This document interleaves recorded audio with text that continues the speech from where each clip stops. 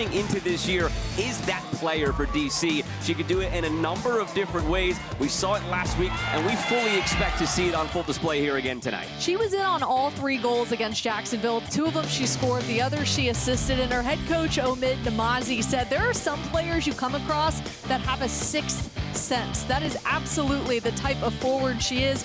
Very opportunistic, and coming off her 2nd brace in the Cambridge Super League. Had 7 goals all last season, already 2 this season. So Spokane started slowly here in the 25-26 season, losing last week, but silver lining, they have been downright dominant against DC Power. They've never lost to DC Power, just 1 draw, and in order for Spokane to get a win tonight, they need to move the ball quickly and be creative in finding the spaces to exploit. For DC, it's establishing possession and dictating what goes on in the game and try to make Spokane chase a little bit as they're on the road. What made Spokane so difficult to play for this DC Power team last year was Allie Cook. 6 goals after she signed in January, scored last match as well against Dallas. And that was an incredibly athletic goal in the loss to Dallas. All she needs is a yard of space, and she will punish back lines. You don't want her to be alone. Do not want to have her on her own island. Get numbers around her. And on the flip side of things, they also want to get numbers around her. They don't want Allie Cook to have to be the savior of the match. Absolutely. DC looking to build on last week's win. Spokane looking to get in the win column in their own right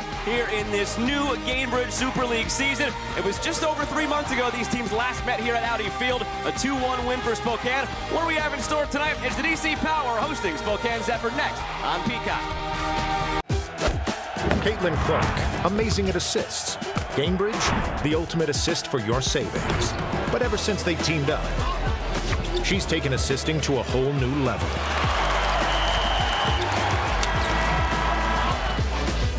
Caitlin Clark, great at assists. Cambridge, great at assists for your savings.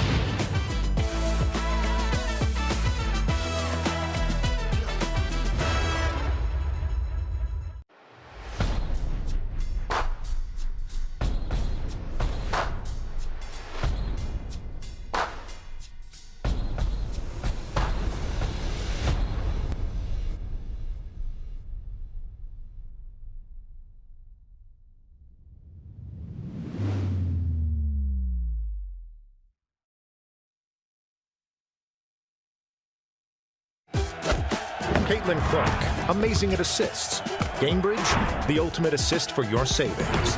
But ever since they teamed up, she's taken assisting to a whole new level.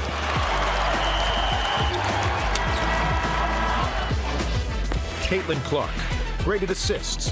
Cambridge, great at assists for your savings.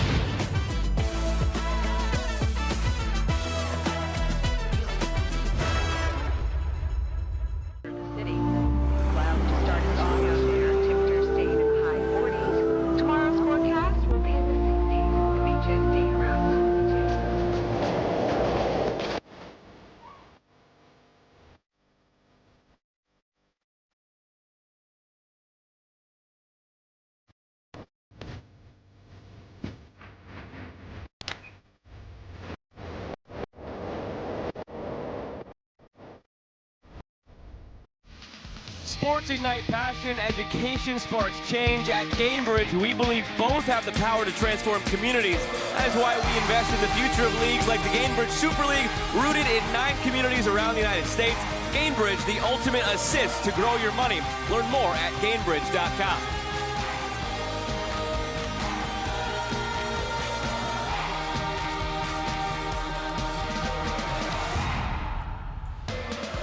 Players and officials have taken the field here at Audi Field, ready to get things going in the Cambridge Super League between DC Power FC and Spokane Zephyr FC.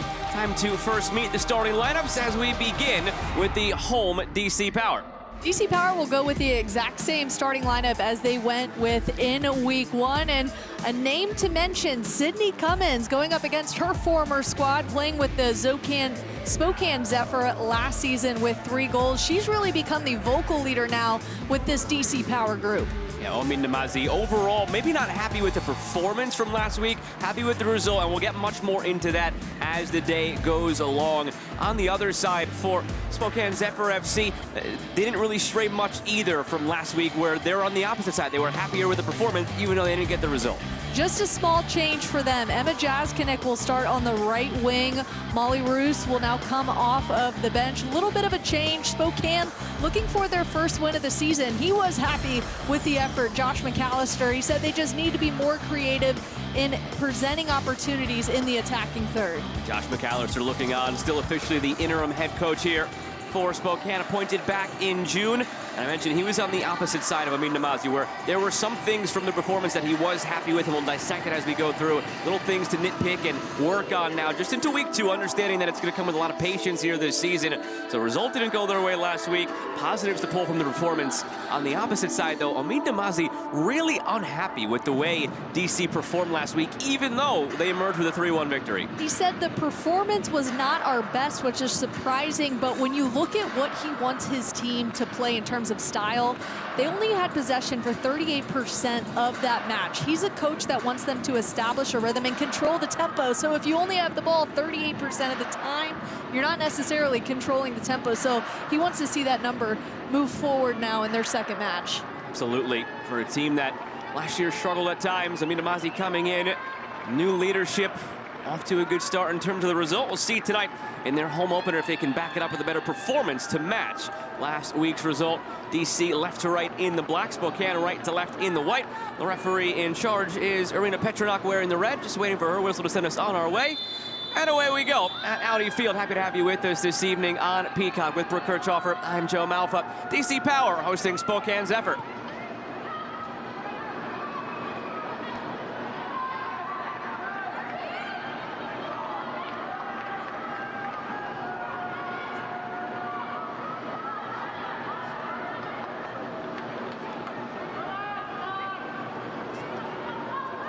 This is where DC can be dangerous when they just get out and attack quickly. That left side, Jada Bedoya. You mentioned the point that Amin Namazi wants them to be more possession-based. It's interesting, in talking with Josh McAllister, he felt in the scout of DC that they're actually their most dangerous when they're pressing you, when they're getting out in transition, which is completely counterintuitive to a team that actually wants to be a possession team.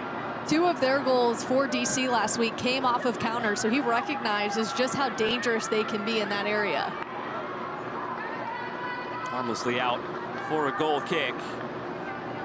Josh McAllister last week in the opener felt that without the ball they performed quite well against Dallas, especially considering how well Dallas played on the attack, but it was with the ball that he felt his side lacked. He said they were not good, they were not sharp, they were not clean. He did not mince words in that regard, and on cue, right off of a goal kick, they give it away playing out of the back.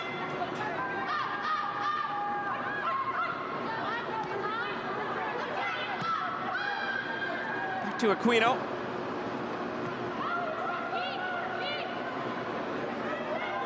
Cummings splitting through, taken away. Sophia Braun intercepted momentarily now. And it's sprung wide by Gianna Gorley. Gorley dropping in very deep to help spring the attack, now joining the attack herself. Full centrally for Theoret. Alexis Theoret goes for a goal, it's off the bar. Fast start for DC, just a bit high in the end.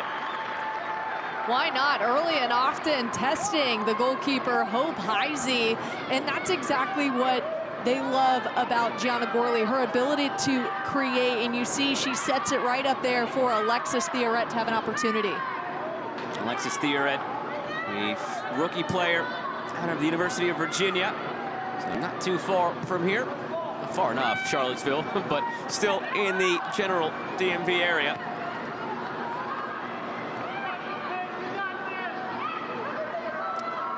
On the right side, Maggie Johnson going for a goal, wrong side of the post. So end-to-end to begin things here between Spokane and DC.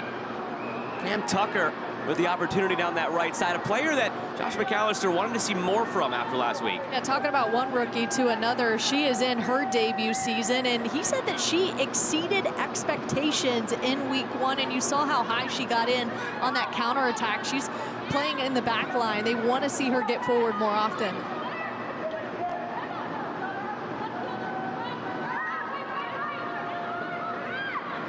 Claire Constant looking long.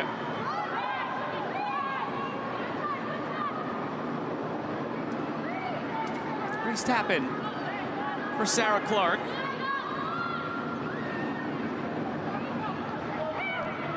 Maggie Johnston, a player operating as the right back today for Spokane that coach Josh McAllister was happy with last week. Felt that she covered herself in a lot of glory in terms of how she defended and how she attacked up and down the flank. See if we hear more from her in the attack today, Maggie Johnston. Constant. Again looking long. Gorley pressuring all the way back to Heisey.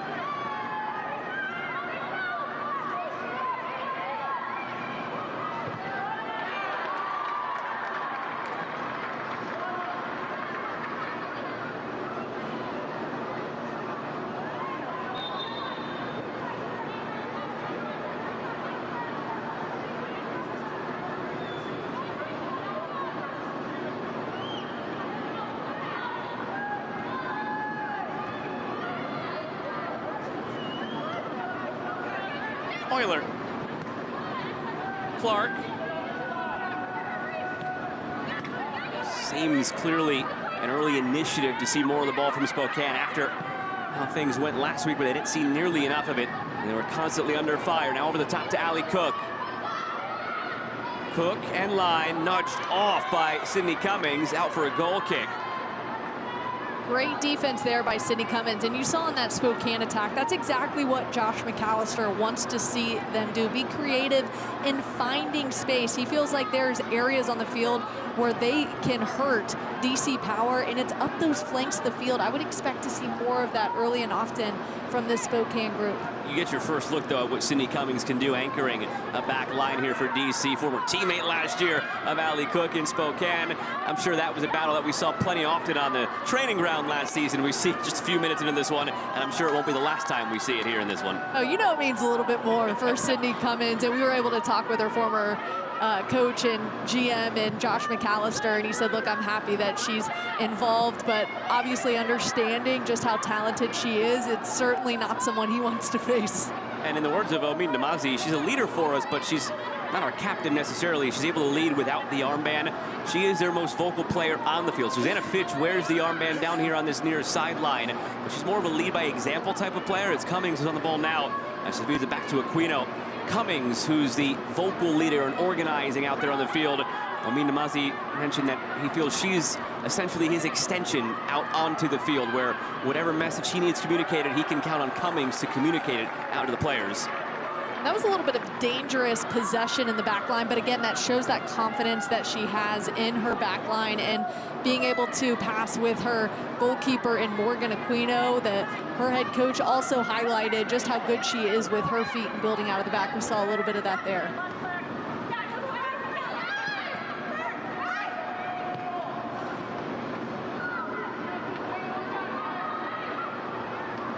Cummings backtracking. Tucker lost that battle against Page. Colton. Bagley.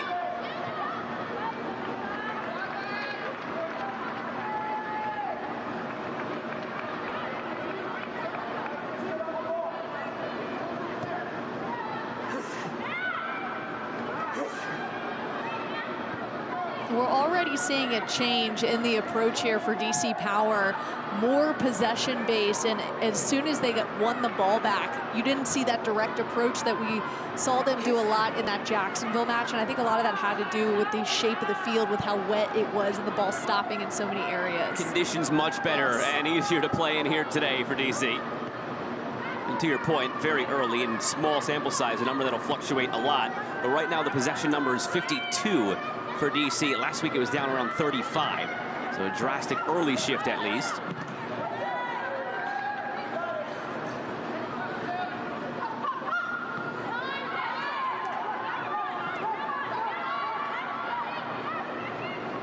Theoret brought down. The referee said it was clean. She was right on top of it.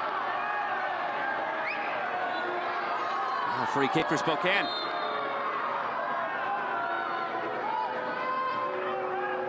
We can hear the home crowd not happy with it. Back and forth here to start, and this is where both coaches said it would be congested in the middle of the field, and we've already seen that to start.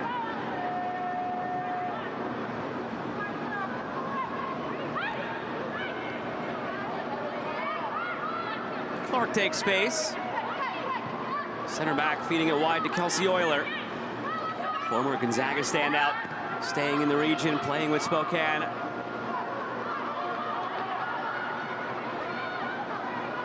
Braun.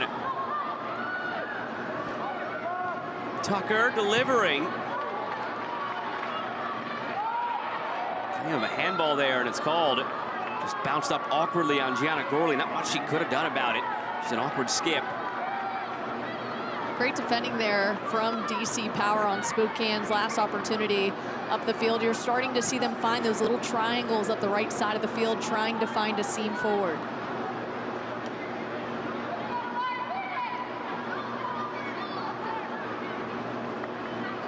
Opportunity on the set piece. Spokane wanting to take more advantage of these. Allie Cook there, left side of your screen, number 33. That's the big target. Sarah Clark looking that way toward the back post. It's glanced along, but wide. Reese Tappan got ahead to it. What a beautiful ball in there for Spokane. Zephyr early on, and exactly where you want to put it on Reese Tappan's head. She is so powerful in the air and has been a huge addition in the back line too, stepping up to be the starting center back. That was center back to center back there with Clark feeding Tappan on the set piece.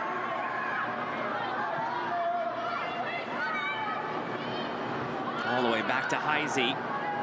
Feels like this is how it's going to go in this one. Two teams who are decent in transition, but still would prefer to have more of the ball. You can expect ebbs and flows where maybe there's a 10-minute spell of DC having the ball, 10-minute spell of Spokane having the ball, and back and forth they go again.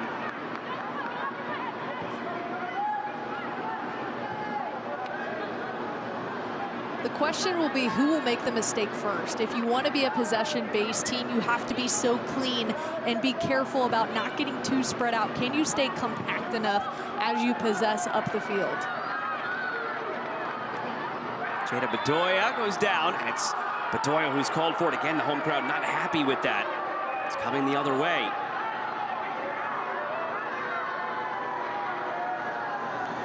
Taking another look at it here, Bedoya taking her on straight up, but it was just that right arm might have gotten hooked around her left arm and was just enough for them to make the call.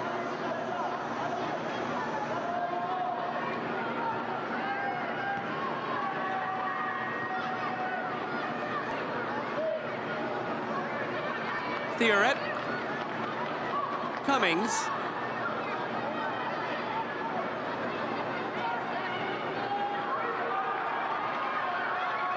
On that left side again into space. Nice cut to the outside by Jada Bedoya. Muscling through, still Bedoya. Oh, that last touch spilled it over the line out for a goal kick, but a flash of what Jada Bedoya is capable of doing. Beautiful touch on the ball there and technique in the corner to fake the defender out and get forward. And this is where this team is so strong. It's up the left side of the field. She's just got to be careful, get a little too handsy. Some of those things are going to get called as this one progresses on. Now the referee is going to be looking for those things. Good to see that early on the indication is the referee is going to let them play through a lot of that. Yes. As a player, of course, there's a line in there, but you do always like to play a little bit more and have the referee involved a little bit less.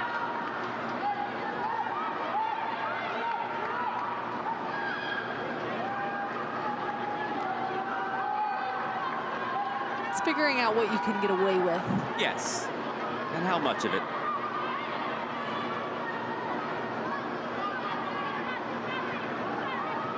Page gets it back into play.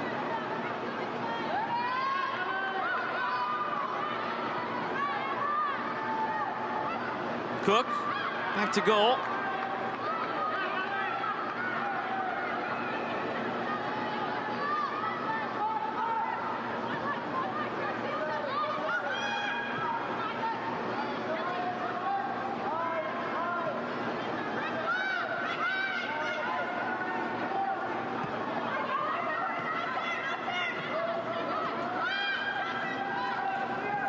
Player constant to Sydney Cummings.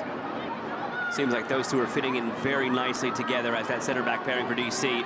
Something you always worry about coming into a season when you have a new pairing at that position. How will they mesh? They seem to already have that sixth sense of where the other is going to be in the space that needs to be covered. Good relationship in there. And then Page finishing out that back line on the left side.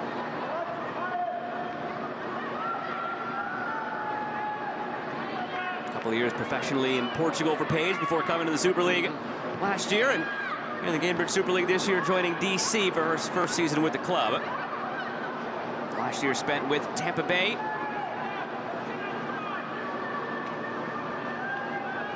There's Arissa Mart in the middle of this midfield for Spokane. Part of their pipeline from Wisconsin. A few Badgers on this team, including Jaskinek in the starting 11. And Giano available as well for this club as the season goes along. But those Badgers from 2022 to 2024 in that range. Some of those teammates here on this field now for Spokane. Here's another one of them. Jaskinek.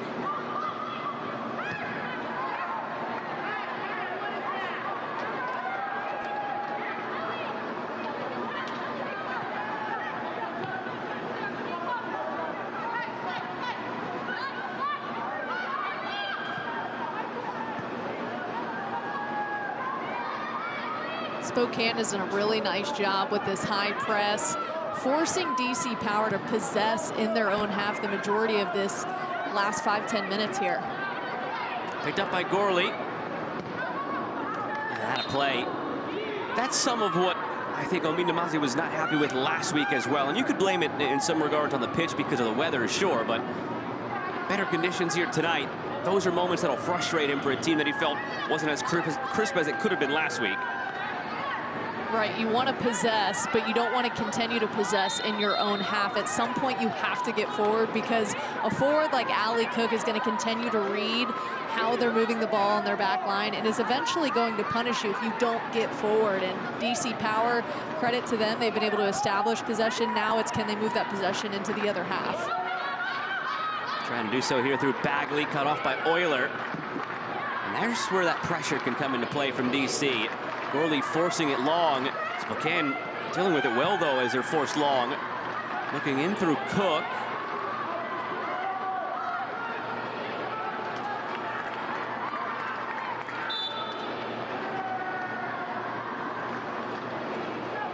Down behind the play. It's Constant.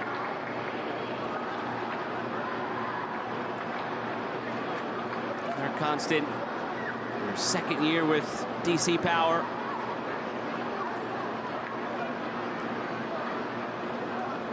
Made 7 starts in 2024 after completing her first pro season in Portugal. Another University of Virginia player, teammate of Alexis Thioret, who we mentioned earlier, a rookie this year for DC. Some continuity there for the Power, former college teammates in the ranks. You have to imagine her former college teammate is checking on her right now. Early on in the season like this, you don't want to see anybody go down in that much pain.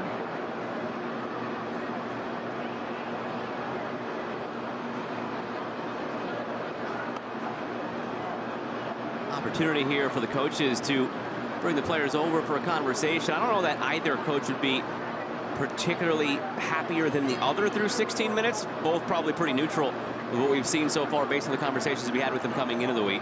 This seems like a feeling out start to the match where both squads are trying to figure out, okay, where can I punish you? I'm going to continue to possess and figure out as we move through whatever half we're possessing in, because DC Power has had to possess the majority in their half. They're trying to find that open lane to where they can punish Spokane, and Spokane on the other end is also looking for that too with Ali Cook. As we know, Josh McAllister is wanting to see so much more from Arissa Mart, Cam Tucker, and Lena Solano. He highlighted those three that need to help Ali Cook in terms of getting in on the attack. Constant finally back to her feet. Man, you hate to see that. So much pain coming off the pitch here. We hope that this is something that can just be short term. She tried to walk it off, and as soon as she took a couple of steps, immediately needed the help of the trainer. Tough to see this early, goes right down the tunnel. You were encouraged for a moment from that initial body language getting up and walking it off, but once she took 3 or 4 steps, just collapsed into the arms of the trainer and helped down the tunnel. We'll see who DC get up and ready to sub in here, you would imagine. She is such a stalwart on that back line, too, last season, logging 80 clearances, 12 blocks, and 45 aerial duels. I mean, that just tells you the kind of defender she is on their back line. It'll be Madison Murnan who's going to come on now for Claire Constant. Just sprinted over after a quick warm-up, shed the penny, set to check in.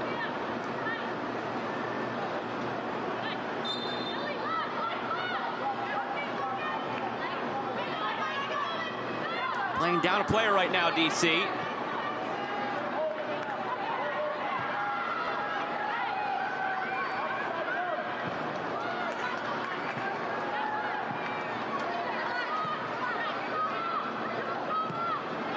Euler through, just beyond the reach of Ali Cook. And here comes that change. So Murnan comes on for the injured Constant. Substitution exiting the match for DC Power FC number 12, Claire Constant. Entering the match number 20, Madison Murnan.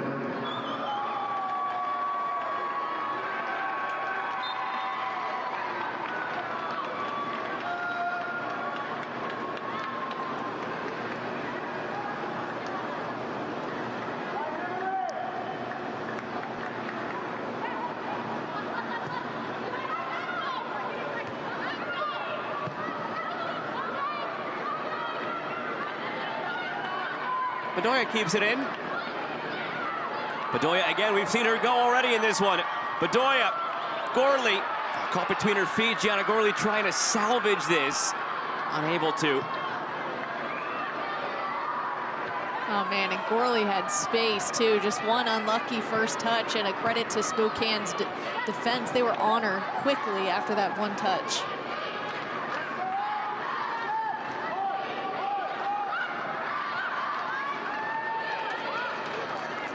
Madison Murnan comes in pretty much like for like on that back line for Constant. Player who made 15 starts last season. Key on that back line, formerly of UCF collegiately, second team all AAC player in her time there. And in the same sense as Claire, a 5-year college soccer player, comes in with a lot of experience. Adding that extra year brings a different dimension too. From an on-field perspective for right now, given away here, DC picked up by Bagley and given right back. From an on-field perspective, there isn't maybe a massive drop either way between Murnan and Constant, who she replaces. Just a concern of what it means for the depth and the health of Constant going forward. That says a lot about the roster that Josh McAllister and this Spokane Zephyr squad has built this offseason, too, having quality depth for when those moments happen. Maggie Johnston unable to keep this one in on the far side. Given away. Sophie Braun's got to be careful, too. She won that last possession back, giving it away in a very dangerous part of the field.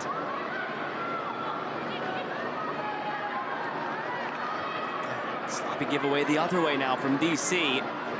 You mentioned earlier feeling out process. These teams still sort of in that early feeling out process funk the way things have gone here. It's very much like what you see in baseball, too, a pitcher's duel, but this time on the soccer pitch.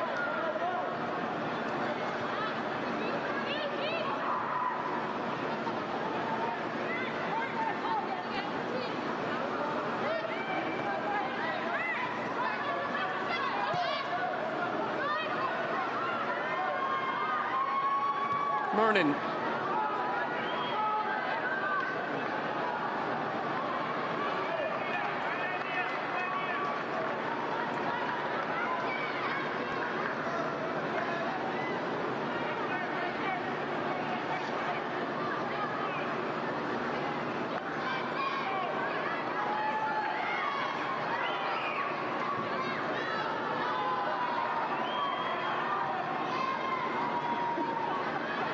Maybe one switch to note with that substitution of Murnan on and Constant off. The center backs have flip-flopped here. Murnan goes to the left-sided center back.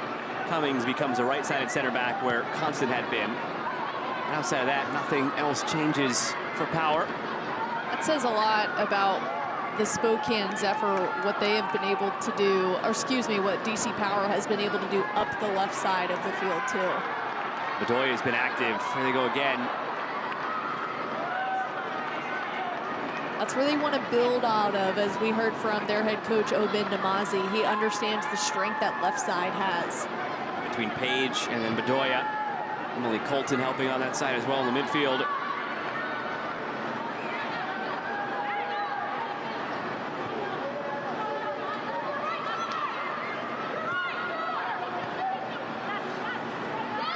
Taken away. Good play by Lita Solano.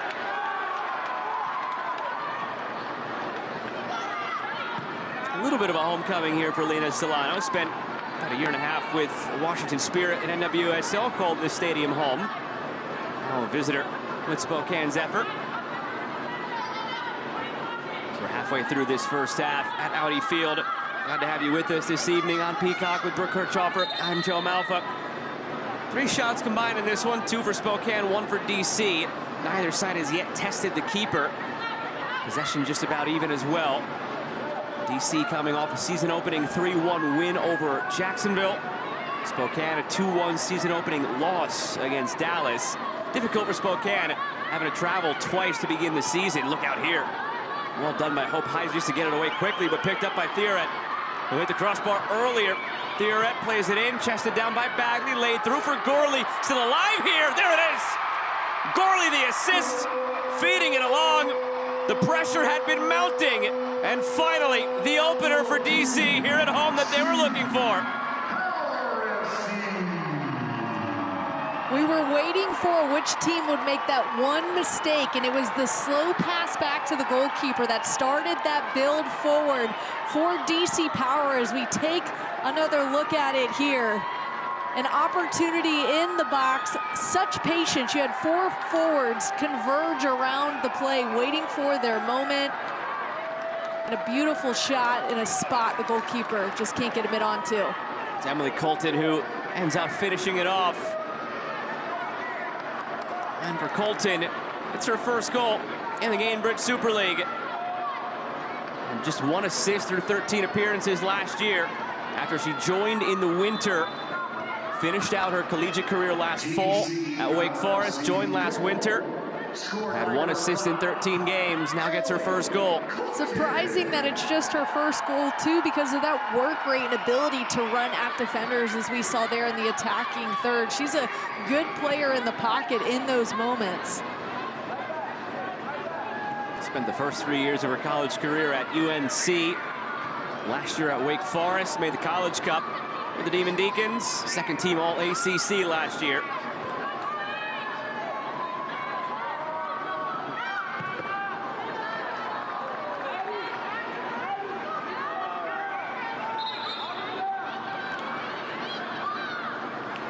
What Spokane had in mind, coming off their season opening loss, falling behind here in the early going in this first half on the road again.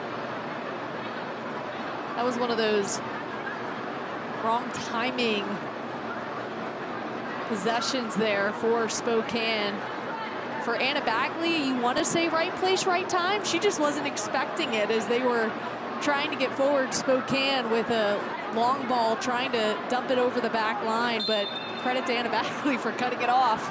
And for Gorley, sometimes when things are going your way, they're just going your way. After the 2 goals she scored last week, if she could do it over, she did not at all mean to do what she did in the box there. She went to try and set that up for a shot of her own, and it ended up being a perfectly weighted assist for Emily Colton, you could tell.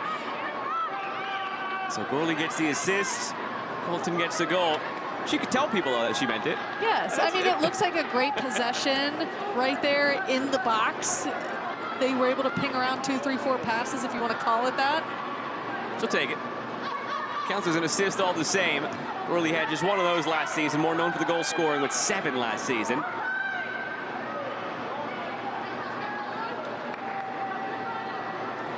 For the time being, still the only game around the Gainbridge Super League, this one here, but moments away from kickoff between Fort Lauderdale and Carolina. Then at the 8 o'clock Eastern hour, we'll have Tampa Bay hosting Jacksonville, and then 8:30 Dallas hosting Brooklyn. So in short order, we'll be joined by more. For now, the only show in town. It's kept in play by Gorley.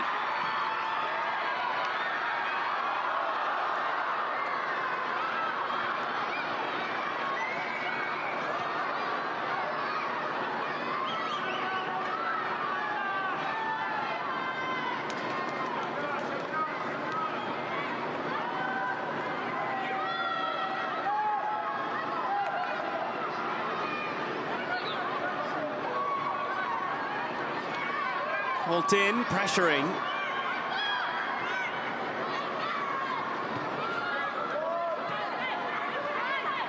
Euler.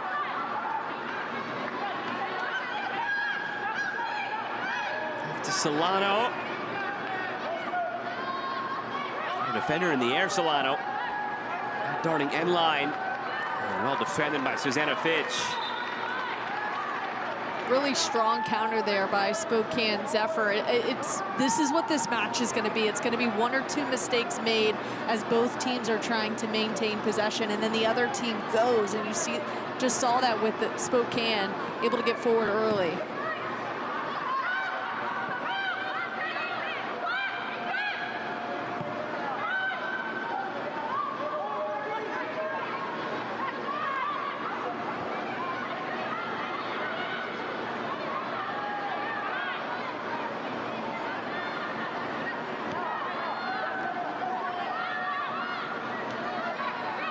Sarah Clark pushing ahead.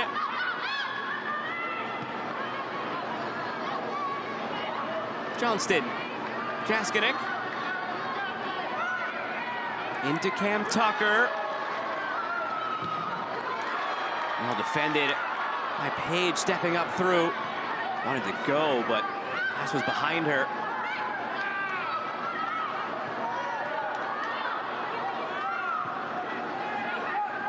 Euler.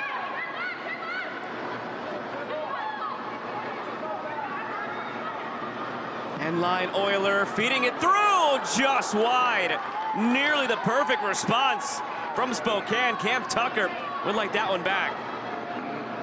Man, you saw Cam Tucker throw her arms up, rightfully so. She knew the opportunity was one that she easily could have just gotten her body over and put it on frame. Euler with a beautiful service in, exactly where you want it, driving that front post, cutting it back. Unlucky for Cam Tucker. Cam Tucker is still looking to get on that score sheet here for Spokane. Spent the early half of 2025 in Spain with Levante. The last 3 years on 3 different NWSL teams, Gotham, Houston, and Utah. Terrific collegiate career at BYU.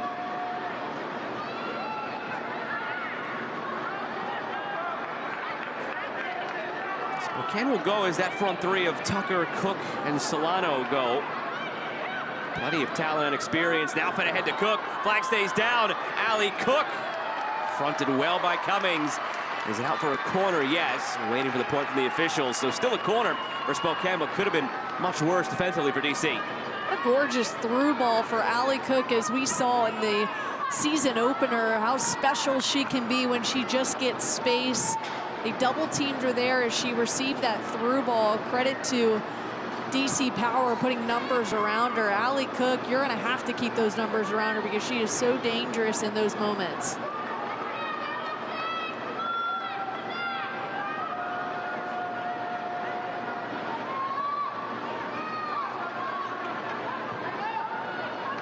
Corner floated in. Here's Page. Select's the official match ball supplier of the Gamebridge Super League and many elite leagues throughout Europe. Visit us.select-sport.com for the latest Select product specials and more. Select, the player's choice. And right now, it is Omin Namazi's choice.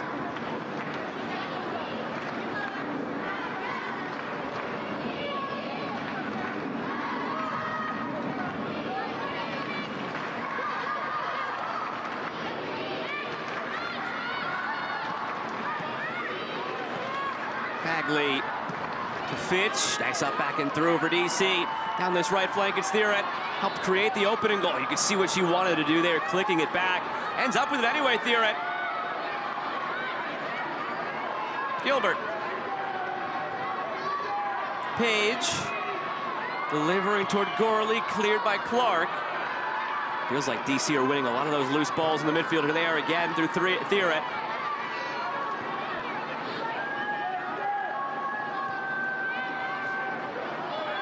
Free kick coming for DC.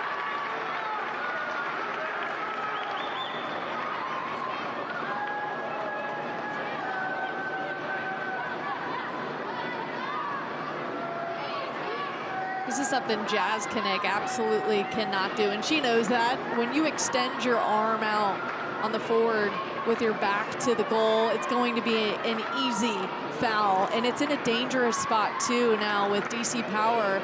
Can draw up a set piece as time winds down in this first half. Already with a 1-0 lead. The goal came 9 minutes ago.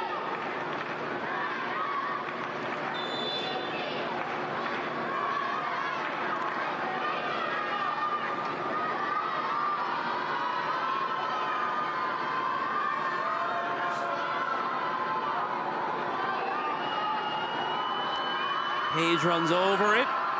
An initial fake, now looped in. Clark gets ahead to it. And danger comes of it for DC. And that initial fake, I think it just threw off the timing of some of the runs there for DC Power as she was looking to be creative off that set piece. You can see they had something cooked up with the fake, the double fake, and then how everybody ran off of it. It's one that maybe needs a little bit more time on the training ground this week. Some week 2 things to circle in on as they get back on the practice pitch after this.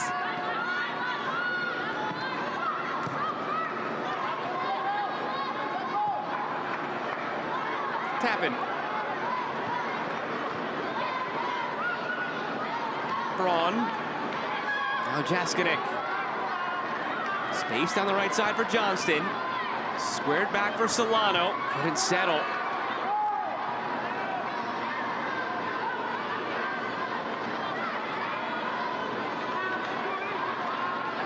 Tucker. Turning the corner here, Tucker. Almost able to round to the end line. Out for a corner. Great effort there from Tucker, and she's awarded with what will now be a key corner. Paige was unhappy. She felt that she had a forearm or a hand in the neck. Looked like they both kind of got crossed up a little bit there as we look back at it.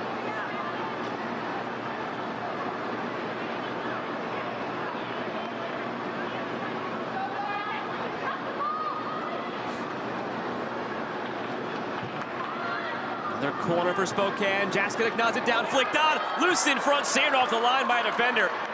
Still alive here for Spokane. Not out of the woods yet, DC. Finally a dangerous moment off a set piece. Now a secondary ball played through.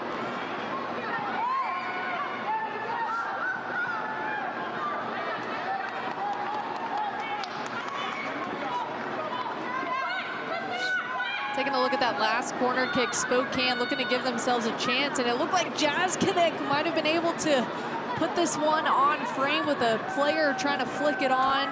DC Power saying, no, no, get out of my box. That's a good sign, though, for Spokane. Starting to build back into this one after conceding a little over 10 minutes ago. Here they are again playing it through. Comes all the way back to Euler, who drives it, and it's saved. Morgan Aquino pulling it out of that bottom corner. Well struck by Euler. Love to see that too, especially when we've seen they've had struggle with finishing in the box. Why not rip one from right outside the 18? Oh, it took a deflection too. Off a defender on the way in. Well done to Aquino, sticking with it.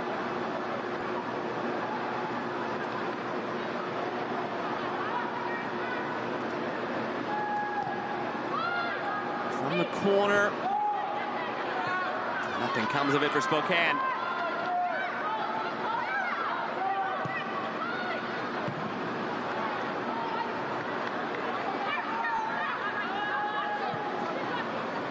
Euler. Jaskinek.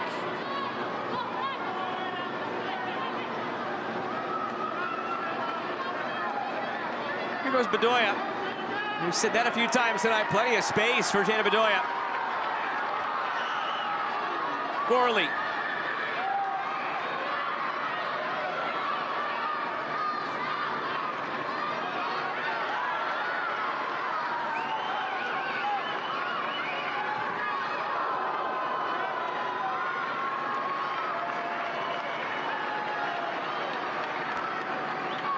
Great work there by Bedoya to get forward, recognizing that her team was struggling to get out of their own half, and so she took the space and allowed her team to come with her. As you saw, she kind of slowed up her pace a little bit once she recognized she got in the opponent's half, and really, really smart play by her now as they will be awarded the corner. For DC Power, an opportunity to expand upon their lead.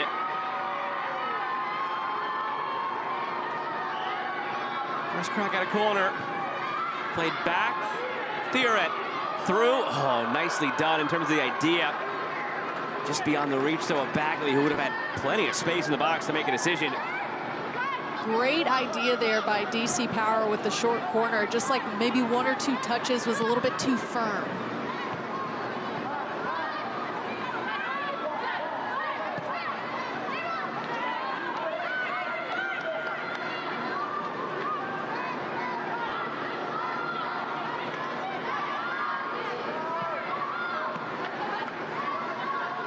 Euler getting around Bagley, ahead to Cook, flag stays down, Allie Cook.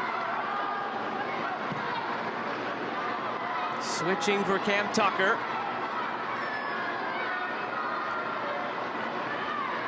Tucker attacking Page. Out for a goal kick, 5 to play in this first half. DC with a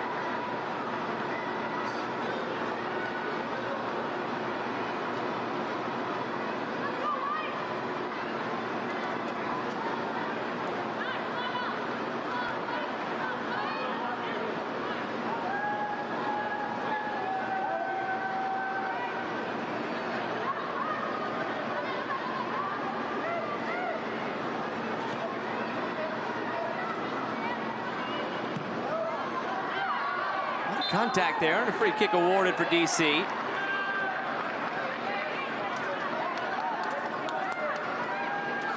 From a numbers standpoint, Spokane out possessing them right now, out shooting them. You look at the expected goals and one of those advanced metrics there. For Spokane, it's .77. For DC, it's .29. So by most metrics, Spokane have had the better game, but I think DC would be pretty happy with how things have gone so far, beside the goal. They've had some dangerous moments. They've hit a crossbar within there. They wanted to set the tempo and control the pace, and I'd say they've done that, and a big part of why they have possession right now is from Bedoya's strong run up the left side of the field. Bedoya's had a few of those moments where she's just gone down that left side. Blown by Maggie Johnston. Something that DC probably like to exploit a bit more going into the second half.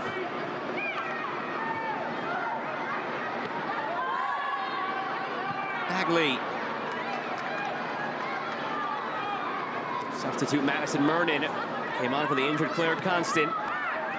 Bagley.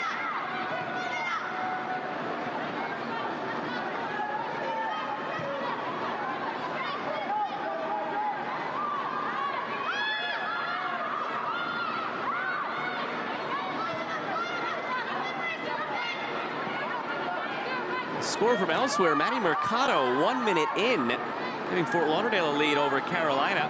Did not take much time, to be exact, 44 seconds. Wow. To get them ahead in that one.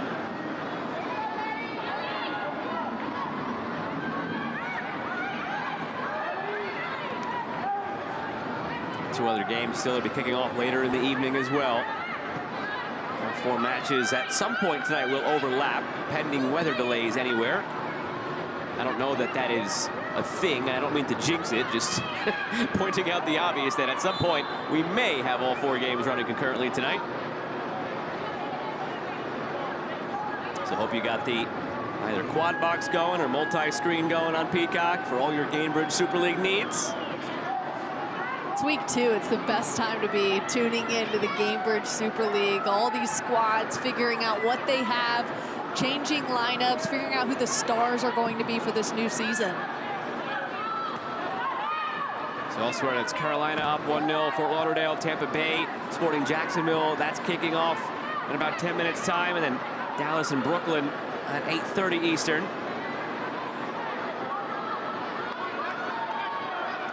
Tucker driving it in, the header, the equalizer. Lita Solano getting Spokane on the board. Perfect response right before halftime. That all started with Cam Tucker's first touch, and it set her up to be able to service one in. Here as we see that one touch right there to cut the defender off, and the service in, perfect for someone who has been itching to find the back of the net. Lena Solano, her coach has been asking her, please show up, continue to show up, and she finishes it off. Josh McAllister's wanted more from Cam Tucker. He wanted more from Lena Solano, wanted more from Marissa Mart. All in one, why not? Two of those three combining on that goal there. Solano gets her first.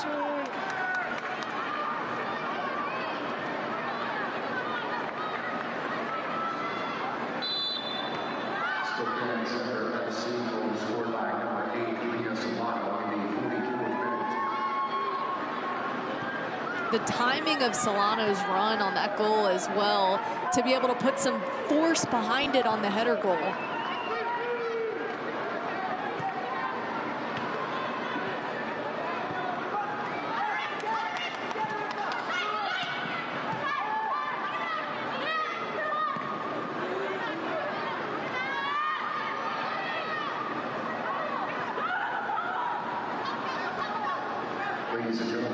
3 minutes of stoppage time here at the end of this first half.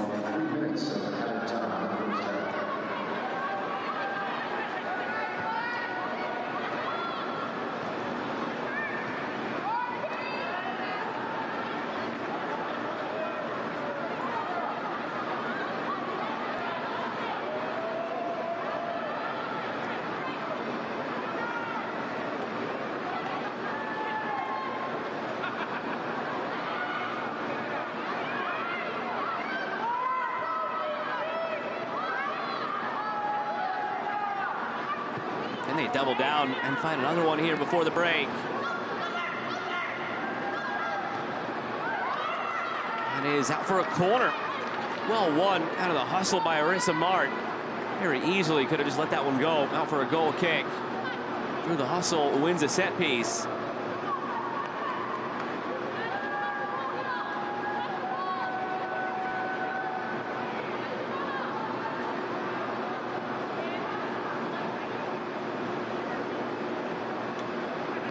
Mart won the corner, delivers the corner, back post, headed across frame, and it loops in. DC looking around, waiting for a flag to save them, but there's no such thing. Spokane back-to-back here, and they will take a 2-1 lead into halftime now. What quality service here from Marissa Mart, putting it perfectly on that back post, and it looked like it was almost a little bit of a deflection off the header of the defender, and it will go to Allie Cook, who is pressuring that defender on her back, and maybe another header up underneath. I think it's actually going to be Lena Solano who gets credit for that goal. I believe she got a touch on that before it went over the line.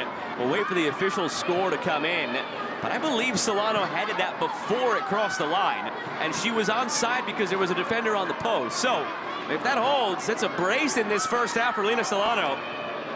Such an impressive performance for her in this one. And a credit to her awareness, too, of when they are in the attacking third, where do I need to be? Where is Allie Cook? Where is Marissa Mart on all of these plays? And making sure that she's in the right place at the right time.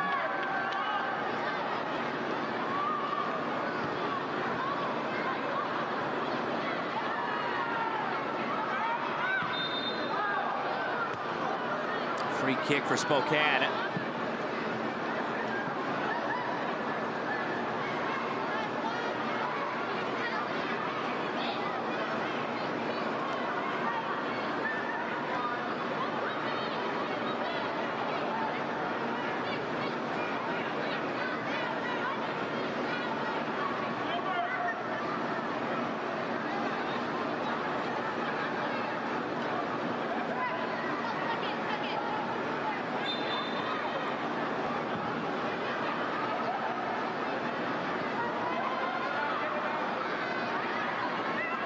Drop back for Marissa Mart. 3 minutes of stoppage time now come and gone. Bedoya comes away with it.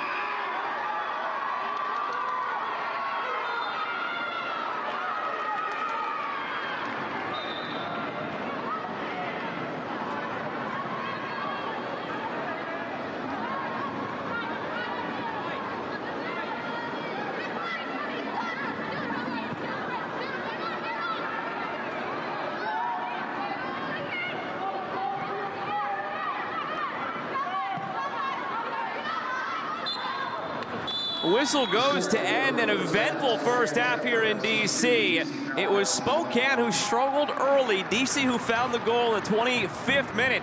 But going into the break, all of a sudden it's Spokane with a 2-1 lead. This one was really a power of wills to start it off. Both teams fighting for possession, trying to maintain and figuring out, okay, where can we attack advantageously, and they've been able to figure out now. Spokane has where we can attack now in the attacking third, and it's up the flanks, as their head coach Josh McAllister told us. If we can get good service in and good through balls, we're going to be dangerous, and they've shown that. And for DC, it's a little bit of a reverse of what we saw last week. Remember, last week they went down against Jacksonville, came back to win it 3-1. This time they go up and then fall behind 2-1. It's been a tough sledding, too, for Morgan Aquino in the net. I mean, she has had many Spokane Zephyr forwards all around her. Tough for her to kind of have a vision, too. They need to collect their back line. We're standing by now with Lena Solano down on the field. Lena, it's Joe Malfa, Brooke Kirchhofer up in the booth. You did get credit for that second goal, by the way. You got it right before it went over the line. So 2 goals for you in that first half. Had a conversation with your head coach, Josh McAllister, this week, and he said that he wanted for you, Cam Tucker, and for Arissa Mart to all get going here this week. All 3 of you factor into those goals. What was clicking in that first half? I feel like we've just been knocking on the door the last game and all over for preseason, so I think it was just time for us to get our momentum. I don't think we let that first goal get away and get in our heads, and I'm really proud of the girls that we stuck to our game plan and just continued to push until the end of the 45. Lena, what can you tell us about being on the end of those 2 header goals? You were so close in the first match last week. Now you finally put 2 away. Yeah, that haunted me for sure. So I'm really happy that I was able to contribute to those 2 goals on Audi Field. What a beautiful field. So, yeah. I'm sure it meant a lot for you being back on this field now as a visitor to get those 2 goals. So go enjoy it in the locker room. Best of luck in half number 2. Thanks for joining us. Thank you. And Lena Solano with a first half brace in the closing moments there for Spokane. In the 43rd minute, they trailed 1-0. They go into the break up 2-1 here on the road against DC Power. You're watching the Gainbridge Super League on Peacock. More to come from DC.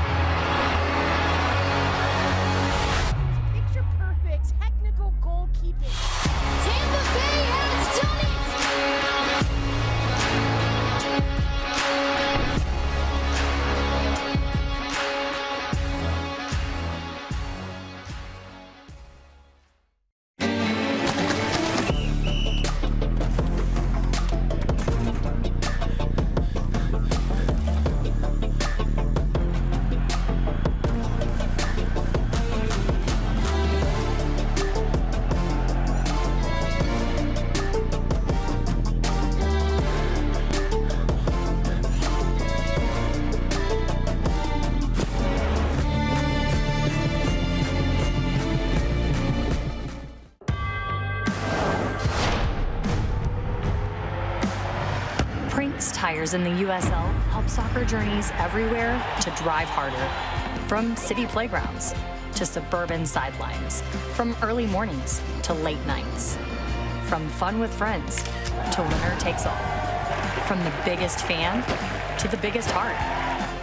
And at every turn, Prinks Tires will be there for the long haul.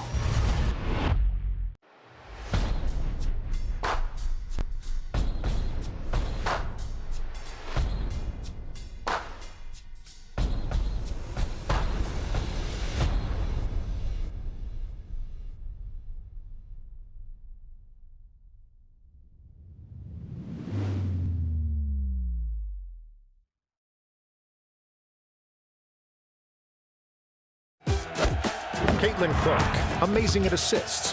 Gainbridge, the ultimate assist for your savings. But ever since they teamed up, she's taken assisting to a whole new level.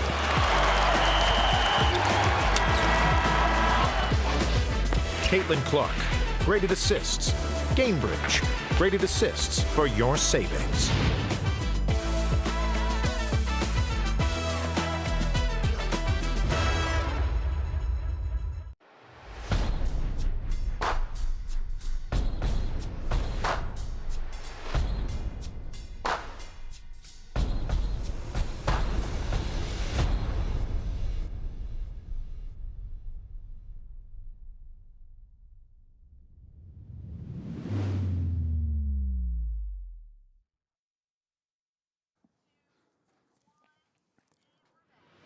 entertaining first half here in the Gamebridge Super League. DC Power went ahead 1-0. Spokane ended the half up 2-1.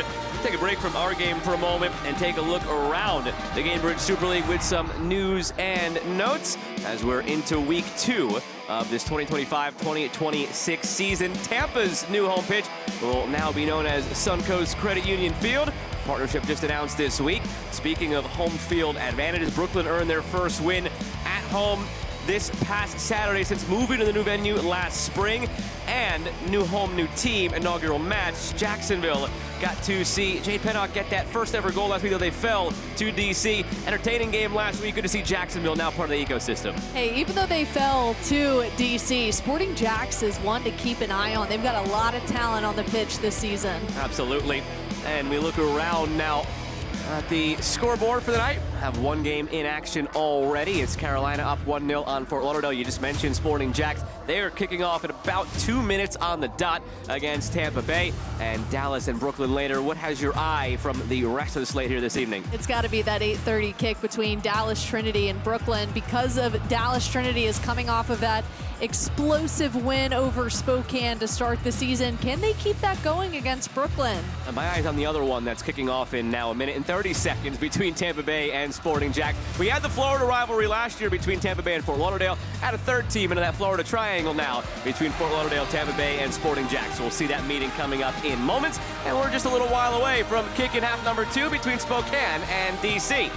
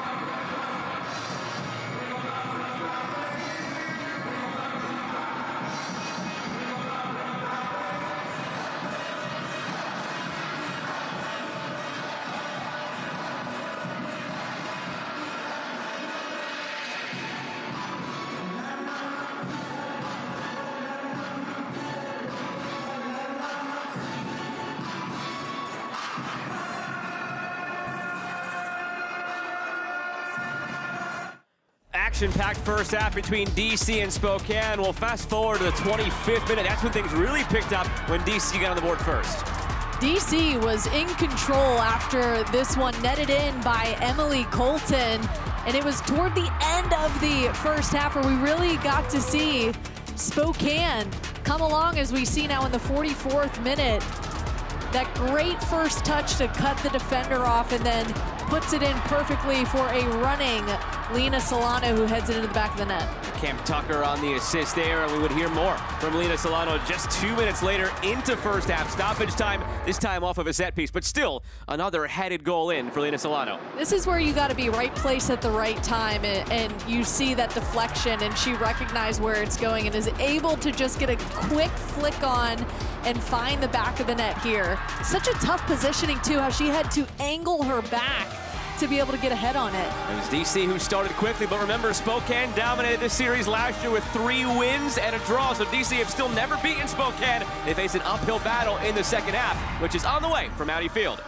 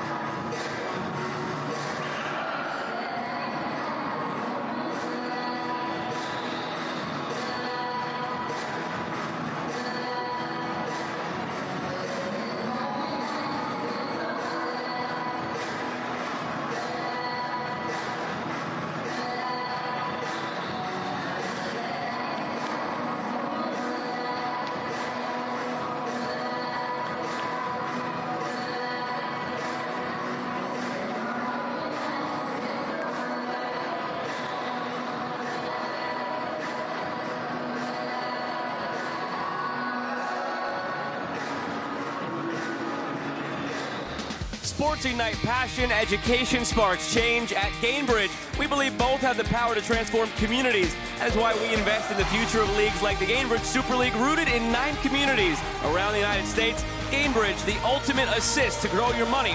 Learn more at Gainbridge.com.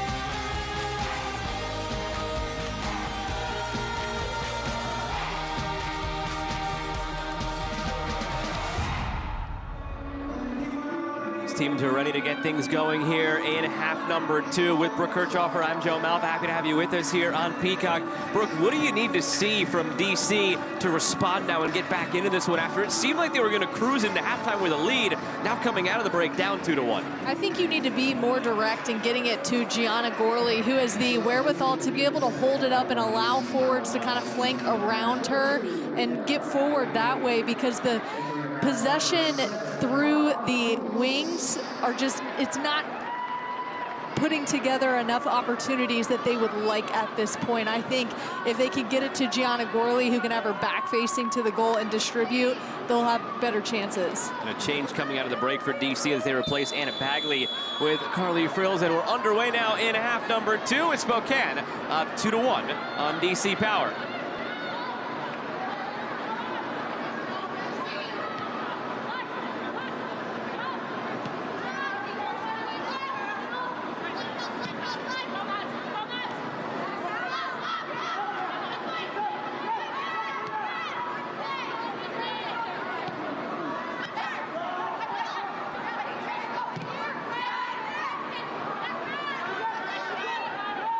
That's 2 changes if you're keeping track at home already for DC. Remember, they brought in Madison Murden for the injured Claire Constant in the first half, and now Carly Frills coming on for Anna Bagley.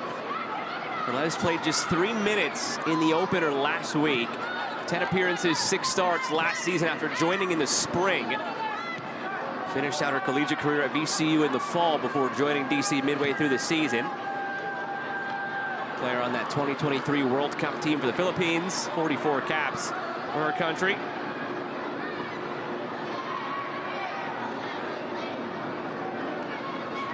Cummings in some trouble, gives it away here. A chance for Spokane to go up by 2, saved by Aquino.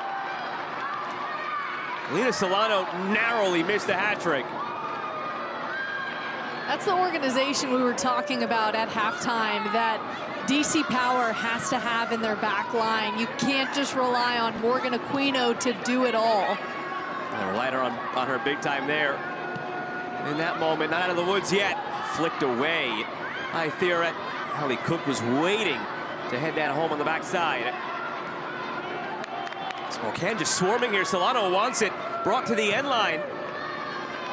If they had a do-over, that's one that probably should have been cut back to Lena Solano from Marissa Mart. That is a gift for DC Power. Looked like that might have been a deflection, would have been a corner kick. Alexis Theoret, you can see the frustration, wondering why are they in our box this early and often in the second half. They've got to regroup.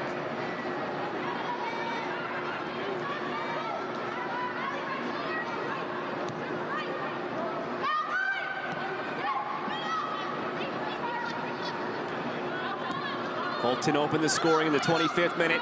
It was going smoothly to that point for DC. Anything but since then.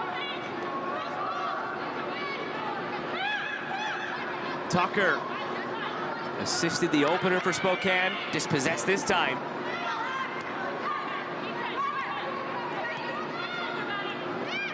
Tucker delivering again. There's some contact there. I don't know if it was enough to be a penalty. And it was Lena Solano involved. She was held perhaps by Fitch. Spokane outshot DC 9-2 in that first half. 4 shots on target to 1. Cause for concern perhaps for Amin Namazi. A good conversation with him about performances in the long run versus just results. And that's what sprung the comment that you and I talked about earlier in this match, where as happy as he was with the result and the 3 points, he wasn't really happy about the performance. And coaches will always talk about how in the long run, you want better performances even if the results aren't falling your way, because overall, things even out in this funny old sport sometimes. And maybe tonight, you are seeing in a way that the performance from last week for DC creeping into this one.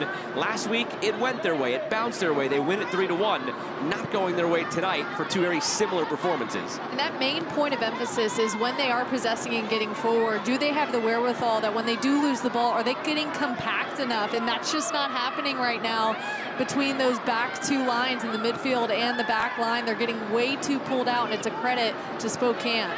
Tucker driving at that back line.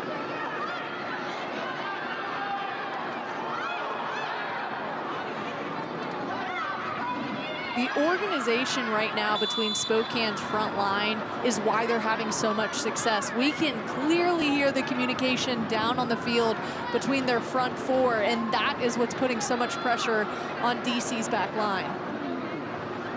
Is there a way out of this right now for DC? Sure, I think maybe you drop one back, or you maybe have to just be forward in a clearance and allow yourself to catch your breath. I know they want to be a possession-based team, but maybe knock one forward. Lumped ahead again by Spokane, fumbled by Aquino, loose still at the penalty spot, and now cleared. Almost a disaster for the normally sure-handed Aquino. That was incredibly uncharacteristic of Morgan Aquino. We usually do not see that from her, but I think that's just a level of frustration that Spokane, the pressure they are applying right now. It's pretty simplistic, the manner in which Spokane gets after you. It's not hard to understand. They're going to put 4 players up on that front line. They're going to press you. You know it's coming, but you just get overwhelmed, and it's difficult to stop once they get going and start to build momentum.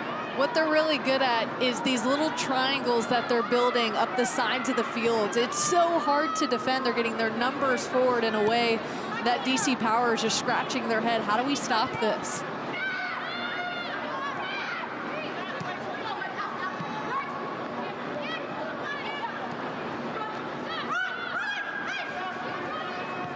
And Omen Namazi said it in our coach's call. They knew what was going to happen. He said they don't spend a lot of time building. They stick 4 players on your back line and they get the ball forward quickly. I think that would spell out the last 30 minutes of this one. Sometimes this game that we try to overcomplicate really is as simple as that. At least in principle. Execution's a different matter. Right now, Spokane executing. Jaskinek. Cook, Johnston. Starting to flex some of their possession muscles, Spokane, now all of a sudden.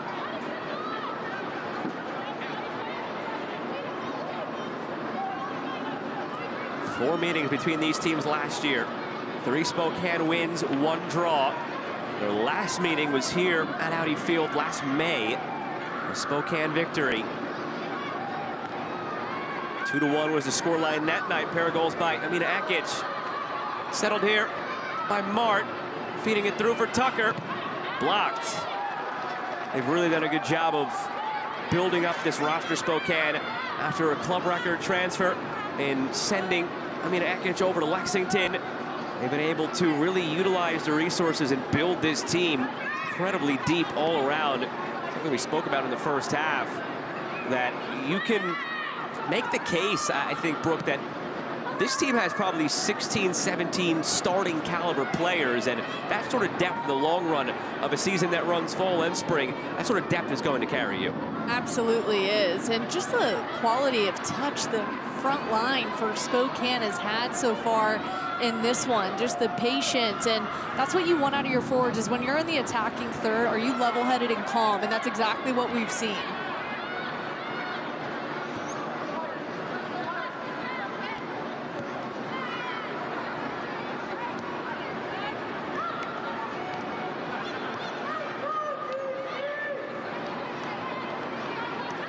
All of a sudden, this has turned as well into Spokane putting on a bit of a passing clinic in this second half. That's what confidence can do for a team.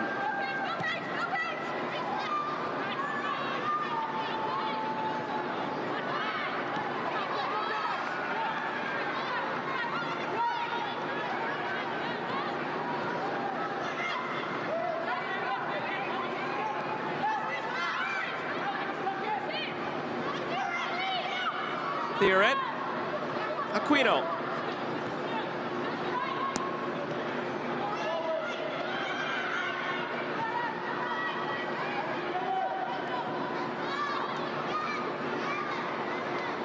Gilbert. It's one in the midfield by Sophia Braun. That's where you see that disconnect between the middle and back line right there. When they haven't possessed in such a long time, you saw how spread out they were from one another, and it's that one pass as they're trying to possess forward, just not on because the lines are not connected.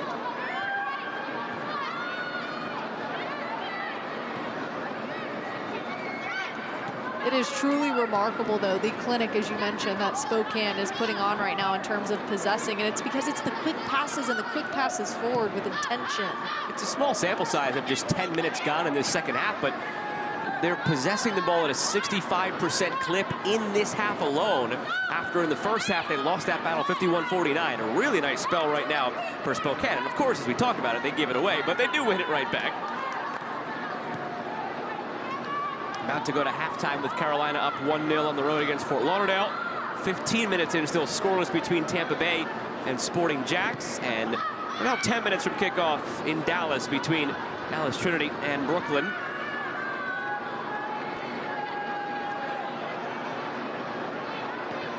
Dallas and Brooklyn both on the right side of 2-1 victories last week.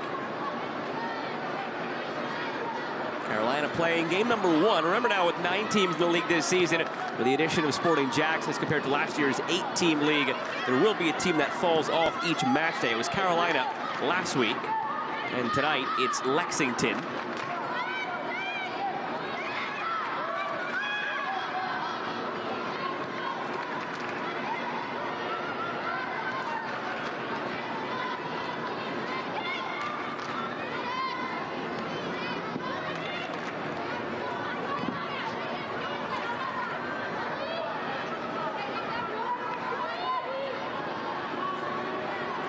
DC preparing another change. Maybe their third and their second substitution window utilized. Out of 2 more subs and 1 more window at their disposal. Katie Duong, the player, up and ready. Told she'll be checking in for Ellie Gilbert. We'll wait for confirmation on that.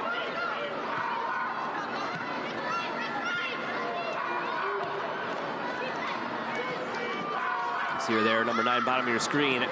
Checking in with the 4th official, set to come on. Next stoppage. DC starting to get more of a hold again of the ball after tempo and territory was dictated for a little while there by Spokane. We'll see if this change in the midfield can dictate things in a more positive manner for DC, with Duong replacing Gilbert. Duong enters the field, you notice there, with a note in her left hand, passing it along for Theoret. So maybe anticipate a bit of a tactical and shape change here for Duong, relaying the message from Amin Namazi. That's not something you see every day, with the playbook coming on to the pitch to make sure this is communicated. As you see, they're all taking a minute to take a peek at this paper. And it ends up, in case you're wondering, in the sock of Sydney Cummings.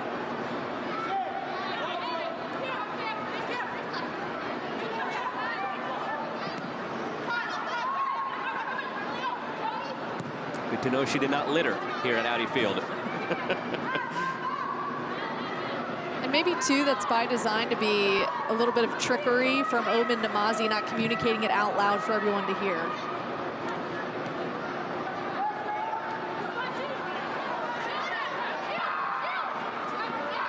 Passing notes in class, you get in trouble. Passing notes on the soccer pitch, A-okay. Absolutely allowed. Inching toward the hour mark now at Audi Field. All the way back to Hope Heisey, who really hasn't had a whole lot to do. 2 shots in this one for DC. Only 1 of those on target being the goal they scored. Look how high off her line she is. That's just the confidence this group is playing with right now.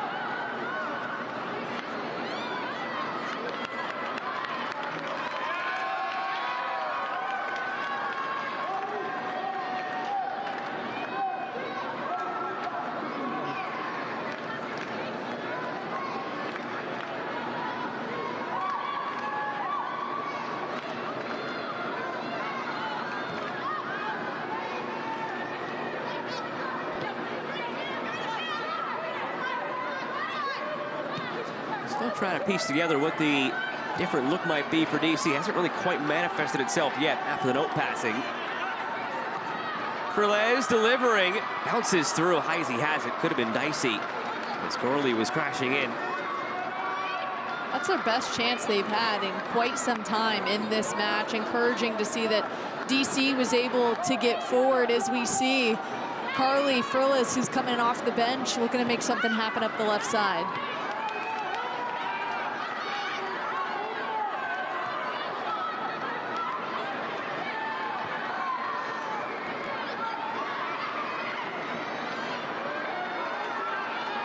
Corley. She's a player who could change this here for DC, just over the head of Frilez. Need Gorley more involved, can change this game at a moment's notice. Credit to Spokane, they've really put a lot of numbers on her, just like they did in week 1 when they went up against the Golden Boot winner, Allie Thornton. So they have a little bit of understanding of what they need to do defensively against a striker who can do a whole lot of different things with the ball. Gainbridge Super League season has officially begun. Visit GainbridgeSuperLeague.com for all the latest info, analysis, and insight into all things Gainbridge Super League.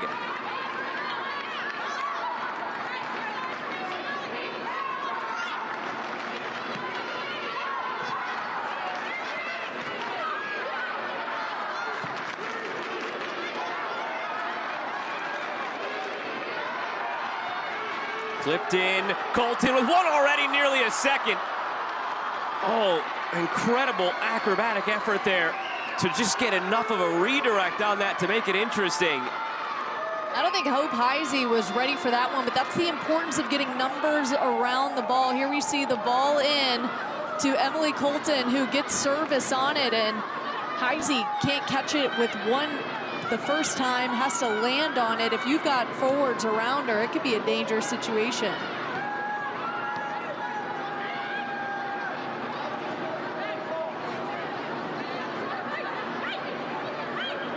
DC Power has had to play so much defense, though. Not surprising to see them still trying to get numbers forward.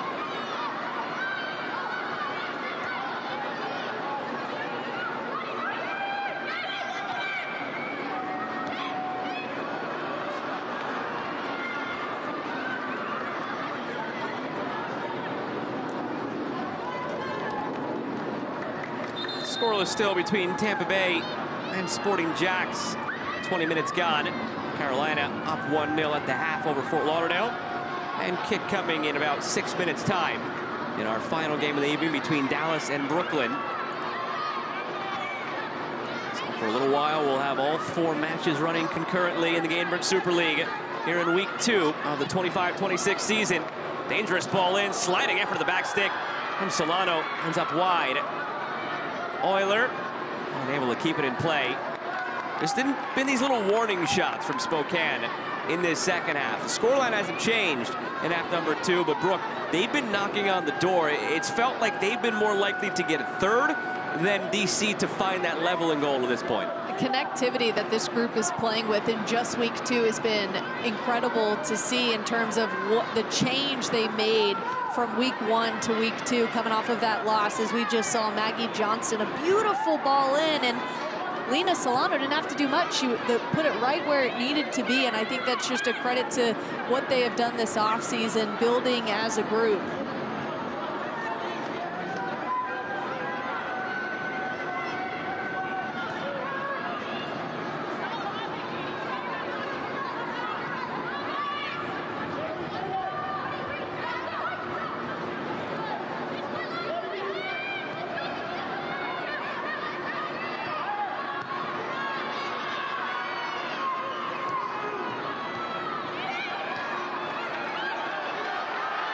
Colton. Crowd sensing something may be on here. At this juncture, Bedoya was calling for it. Fitch never got it to her. Fitch still battling. Throw for DC. Great defense there by Kelsey Euler to not foul and just work that one out of bounds.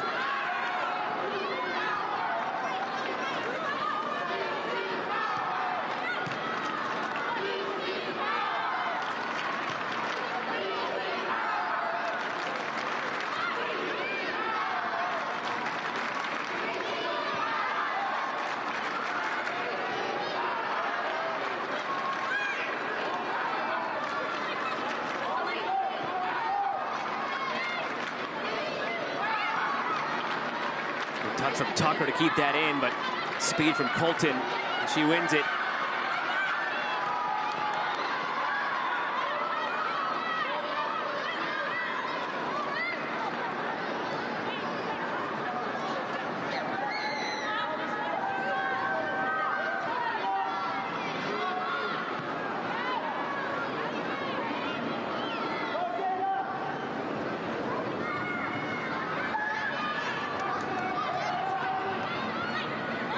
right side of your screen, you can see the picture there. Those white jerseys just up on the back line of DC. They have a lead, Spokane, and they don't change. They don't relent from this style that just is so in your face and so difficult to deal with. You just took the words right out of my mouth. I was going to say unrelenting forward pressure there, and they're so good at the high press. Credit to DC Power. They've been able to manage that high press and possessing out of it. But one mistake, and Spokane is right there. And that's exactly how they got their 2 goals. It was one quick turn of events, Tucker assisting Solano, and then through that pressure, they win a corner that becomes the 2nd goal. It's a very clear blueprint. Not easily replicable, but it's the blueprint for Spokane.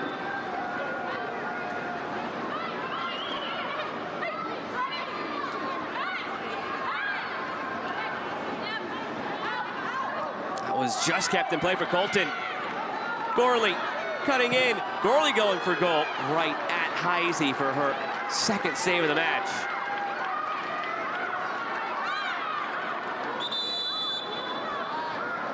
Taking another look at this one. Colton, great ball in to Gorley, who is just trying to make something happen. It's been a while since she has had an opportunity on frame, and right now, more pressing matters as Allie Cook, the star player, is down. Well, that's a concern for Spokane. They do have a couple of players. Maggie Johnston down. They do have a couple of players up and ready now at the halfway line to come on, perhaps.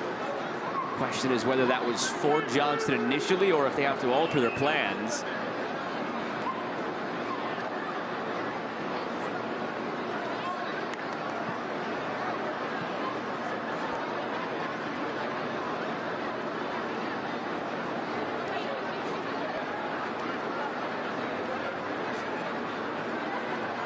Molly Rouse and Madeline Desiano are the 2 set to come on, it seems, now for Spokane. But again, you wonder if there's any change in what their approach is because of this injury for Maggie Johnston. In the meantime, take a look at how we got here with Spokane up 2-1. Both those goals coming in the dying embers of that first half by Lena Solano. Who has been asked to be more present in the attacking third by her head coach, Josh McAllister. Well, she answered, not once, but twice, and has had plenty more opportunities too. Can she go for the hat trick? We will see, but she is knocking on the door every time they are in the attacking third. It feels like there'll be more opportunities for her in this one. We will see Maggie Johnston sub off here. Again, whether that was due to this injury or separate, pre-planned, and happenstance that she also just went down now, different story. But either way, she comes off. In the midfield, it's Arissa Mart who comes off to be replaced by Molly Rouse, and Madeline Desiano will replace Maggie Johnston. Great to see Maggie Johnston walking off as well on her own power. Important to see that too, making sure that hopefully this isn't something that's too serious. The last thing you want this early in the season here in week 2, any sort of serious injury.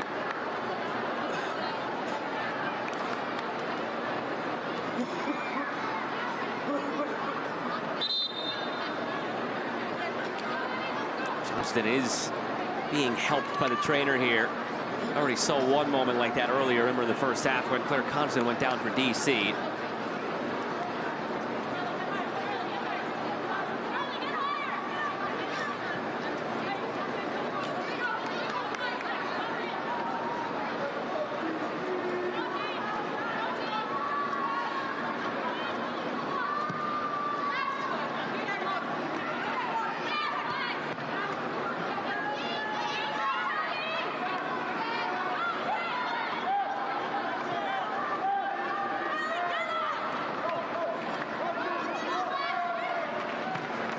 Tap in. Cook.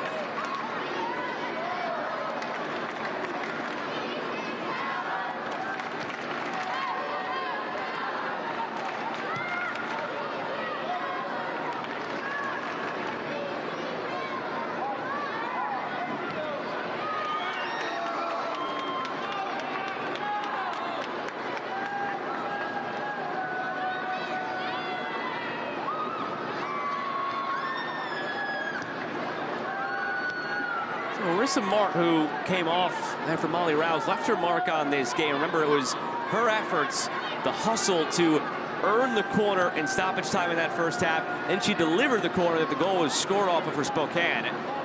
So it's her efforts that should not be forgotten here as Spokane have a 2-1 lead.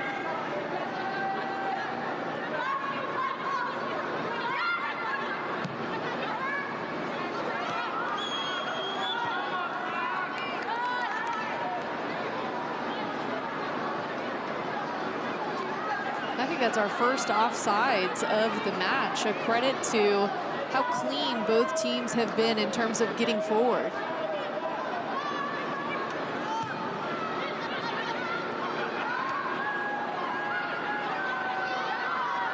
Rouse going for goal, off target.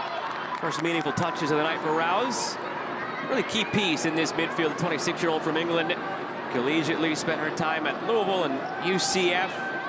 And abroad to play a bit in London, a bit in Germany, and to Sunderland.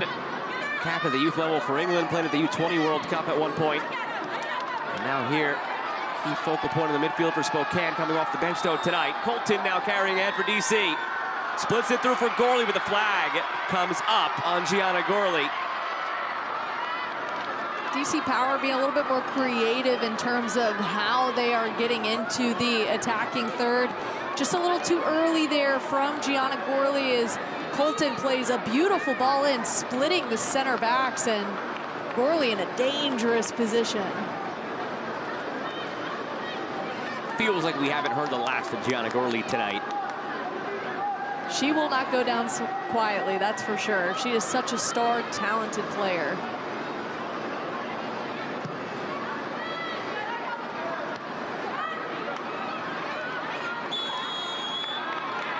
Remember when you said the first offside of the evening? A little bit of a broadcast jinx, I think.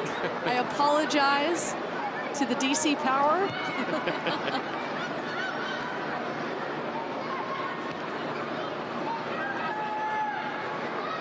All 4 games live right now in the Super League. Hope you got your quad box going on Peacock, or 4 devices going so you don't miss a second of the Gamebridge Super League action.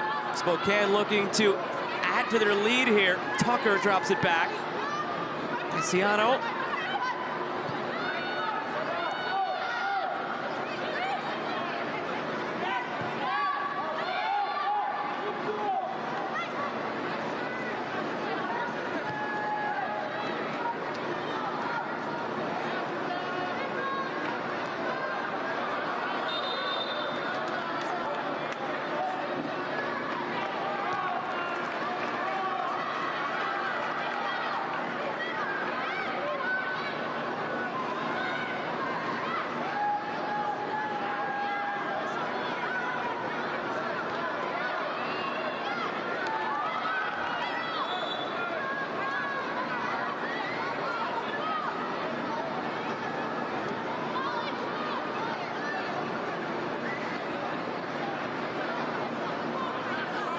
Just over 15 minutes remaining. A scoreline that's remained unchanged in this second half, and a seemingly frustrated Romin Namazi as he paces around his technical area.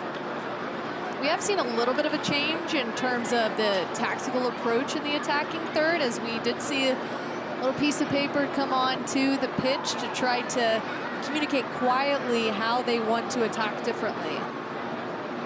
It really hasn't shifted much, though, in terms of the output for DC. Right. Maybe different in the build-up in terms of the methodology, but not in terms of the end product thus far.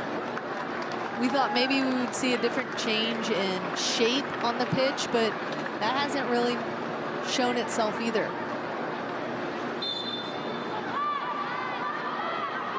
Fans down in the field level suites on the far side, hoping to erupt for something here for DC in this second half.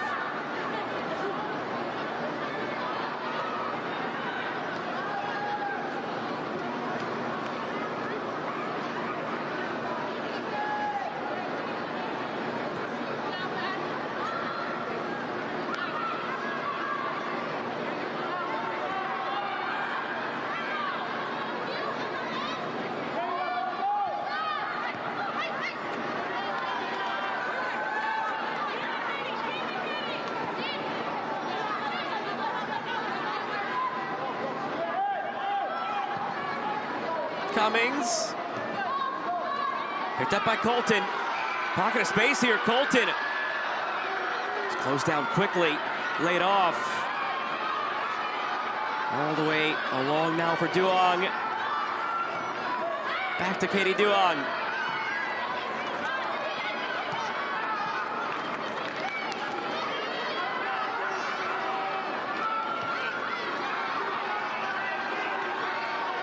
Could build this, Colton. Slips it back through at the end line, deflected, and out for a DC corner, something positive to build on, and now a set piece for the home side. Really creative in their approach as well. You saw they went back to the back line and possessed it from left to right to allow numbers to get forward, and you see where it paid off.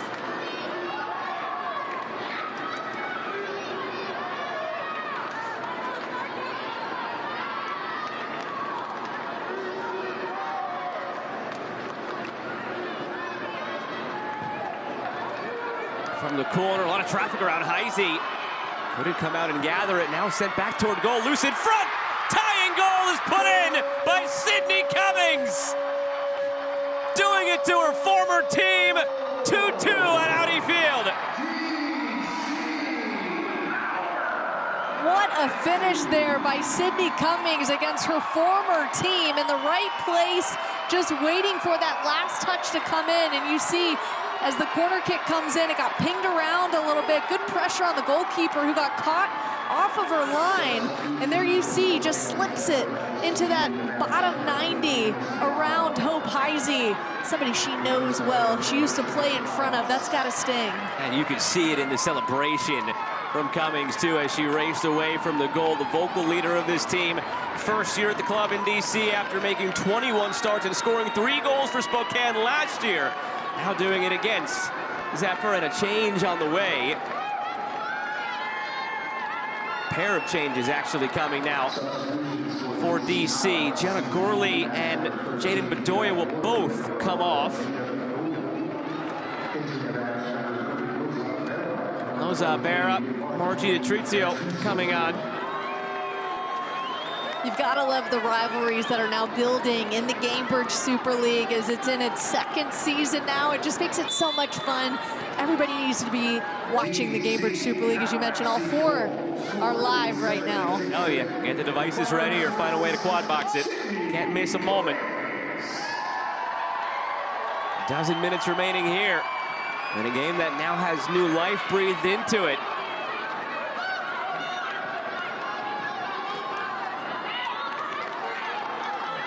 To find a way to get it done. Comes off of a set piece for DC. All 5 changes have been used now.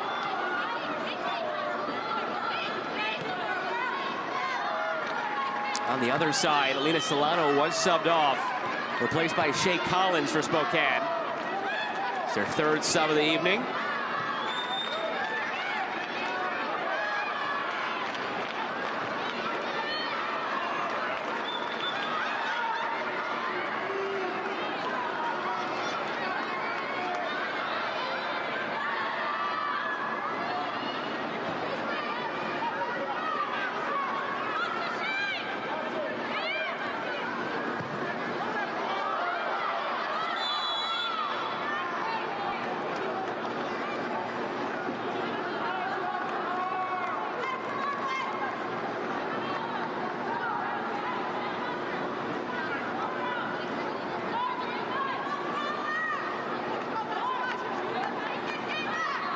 You just pointed out on a separate monitor that we have that Margie Detrizio is struggling a bit.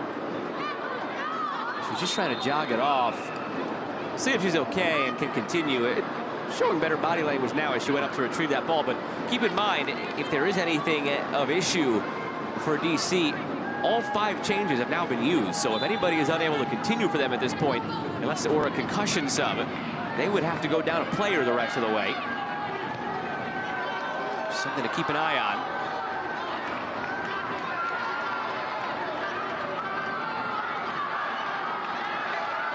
Detrizio turning.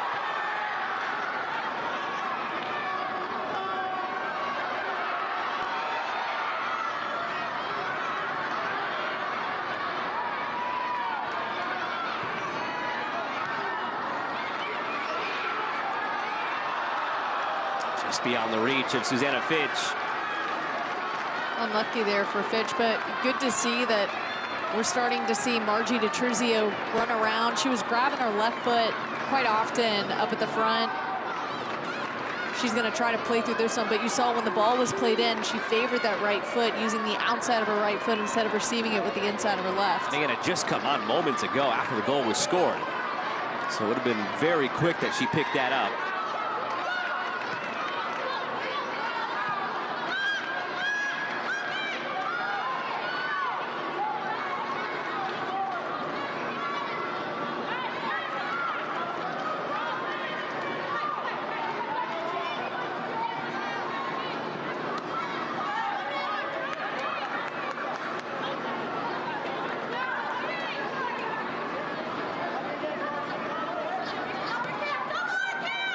Ginger Fontenot will be the next one to check in for Spokane. Played 19 minutes last week.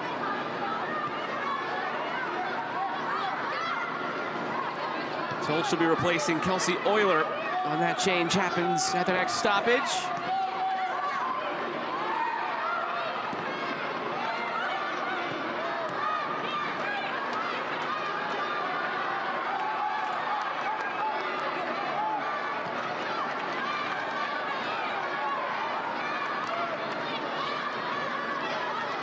Cummings, who tied it up moments ago.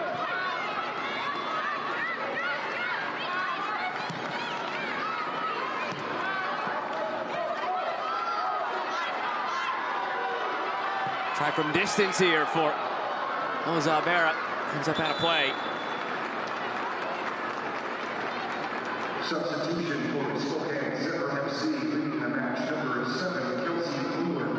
Entering the match, number 23, Ginger Fontenot.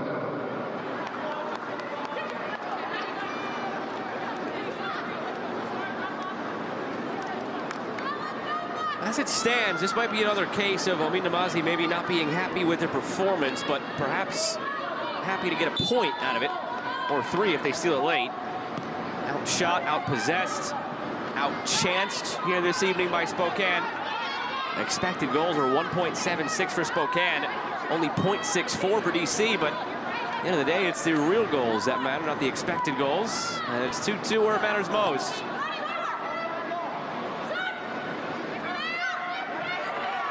Good hustle up top by Duong to nearly win it.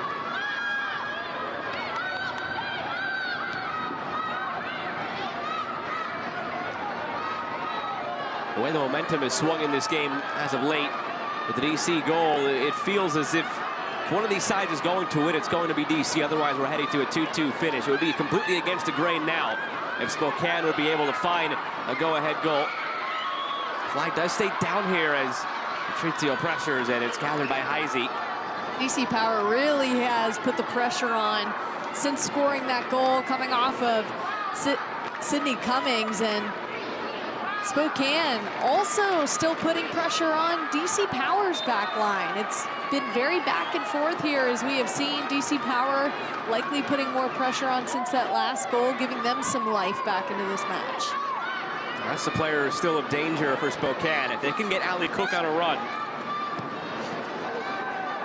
even though it'd be against the grain now the way this game has gone, she is the player capable of turning this completely around on its head again and restoring the lead for Spokane. You can stay up to date with the Gainbridge Super League by signing up for the Super Newsletter. Get news about your favorite team and stories from around the league delivered directly to your inbox weekly. Sign up at GainbridgeSuperLeague.com/newsletter.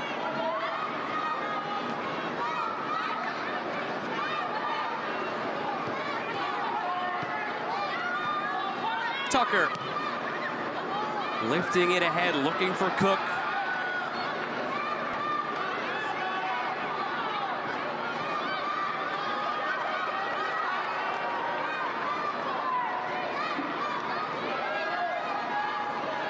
Good work there by DC Power to spread it out. It had got so compact and congested in the midfield as these two were really at a power of wills trying to maintain and gain possession, trying to get forward. Frilez curling it to the backside of the box. The header, it was well done by Susanna Fitch to sneak through and get ahead on that.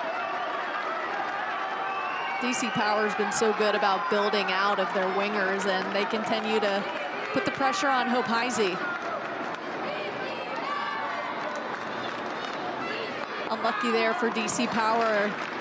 Header goals just coming early and often in this match. Did a good job of that backside run both these sides have. It's been there, it's been on for both.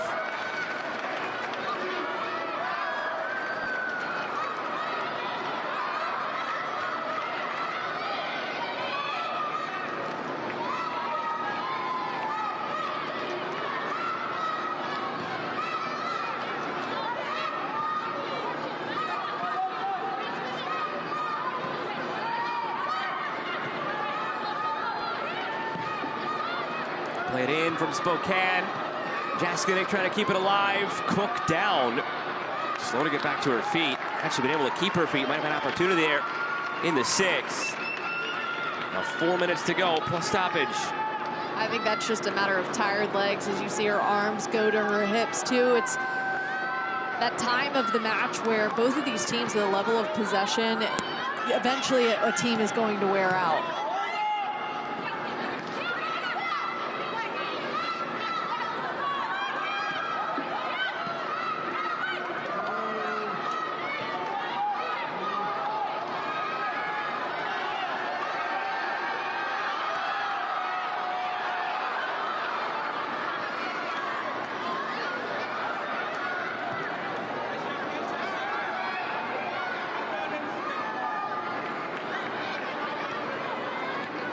Cook.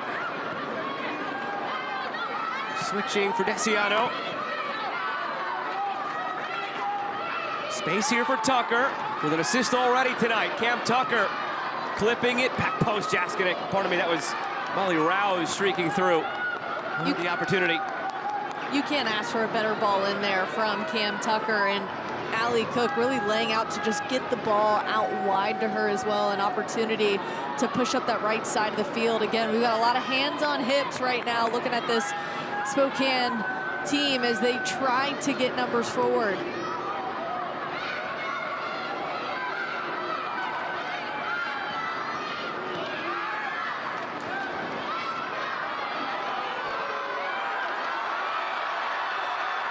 Patrizio. I think it's safe to say she's okay after she was initially hobbled when she came on.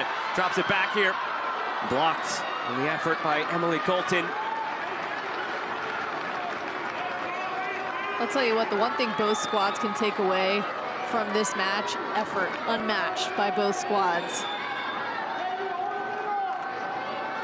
And that's one of those things that, especially in week 2, while everything else is getting ironed out and you're building into form, you can always control your effort, as this one's driven from a distance. Save made by Heisey. Rebound there. Patrizio puts it back post. She was offside. An initial effort by Loza Abera had an opportunity, but Heisey made another stop, her 3rd of the match. A dangerous one too. Initially a great save, but had she not have been offside, that could have been an easy tap in. As we take another look at this one, a great strike on the ball, enough to where Hope Heisey has to lay out, and DC's called offsides.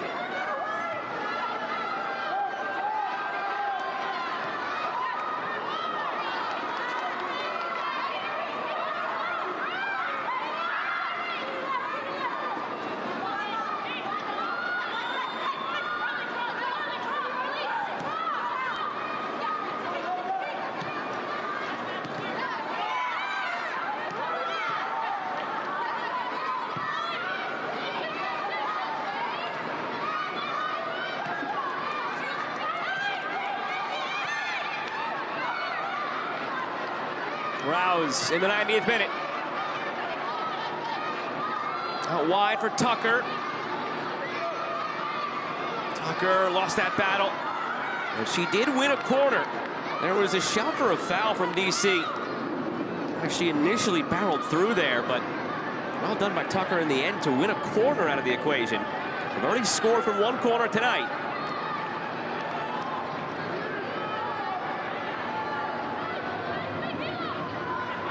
Told there will be 4 minutes of stoppage time. For now, Rouse sends in the corner, tracked and grabbed by Aquino. Right before that corner kick was serviced in, you saw Allie Cook put her hands up, wanting to be on the receiving end.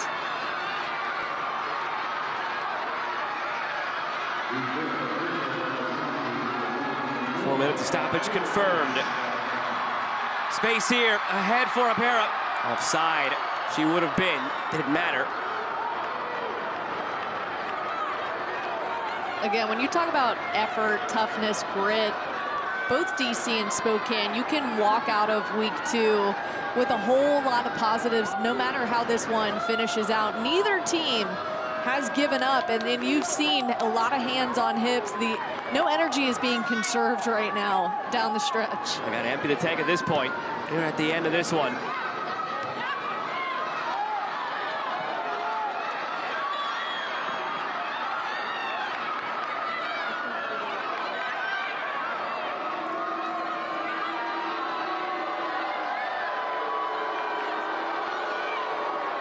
Well, the good news here in this one is that after tonight, if you're DC, you are off until September 12th, the way the schedule is laid out. Spokane do have to turn around and play next weekend. Played through, flag stays down, chance to go ahead here for Spokane on the road. No, Shea Collins put it wide. Wow, Shea Collins coming off the bench with an opportunity and just wide left. What a great through ball here. We've seen that from this Spokane Zephyr squad, how talented they are about finding those open lanes. Actually, to finish that note, Spokane not only play next weekend, but they play in the midweek. They stay on the road to take on Brooklyn this Wednesday.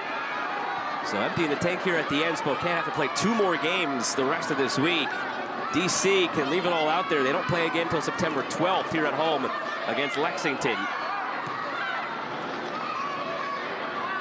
Intentionally scheduled that way for Spokane. All the way out on the West Coast up in Washington to knock out DC and Brooklyn on this East Coast swing. And then go back home for next weekend's match. Meanwhile, now in this 9-team league this year, every weekend a team falls off. DC falls off next week.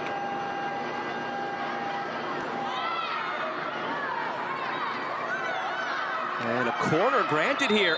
That switch now to a goal kick. Glad it was. Sometimes you could let the players sort of dictate themselves, and everybody on both teams after that was gearing up for a goal kick, including Spokane, who you would think would be advocating for themselves. Even they realized it should have been a goal kick, so glad the officials changed it. Sometimes the player's body language tells you all you need to know about what the correct call should have been, and they get it right in the end this time. A minute to go of stoppage. Dangerous ball to the middle, but it splits into Duong. Duong pressured, lost it, out for a throw.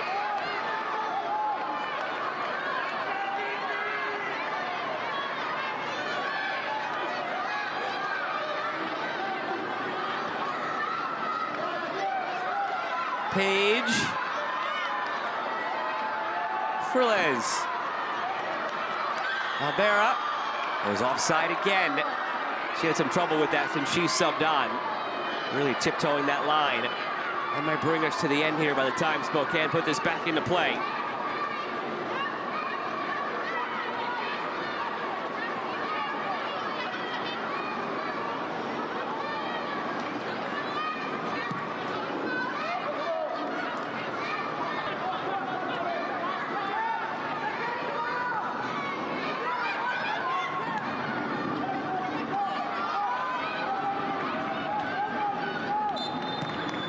There's the final whistle. A fun one tonight at Audi Field. Finishes 2-2 between DC and Spokane. So still, Spokane maintained their overall dominance in the all-time series. 5 games played, 3 wins for Spokane, 2 draws. But DC will take some satisfaction tonight, earning a point from behind. No quit from either squad, and you answered some serious questions, especially in week 2, early on in the season. For Spokane, they wanted to get Solano, Tucker, and Mart involved. you can check that off the box. They absolutely were in and around Allie Cook. They didn't let her just be out on an island by herself. They got involved. And then for DC, the possession was better in the first half, which is what they were looking for. Kind of wilted a little bit in the second half. They've got to be better at defending in the corners when they're going up against forwards who sit back on back lines. We'll look back in a moment to wrap things up here from DC as it finishes 2-2 between Power and Zephyr, the Gamebridge Super League.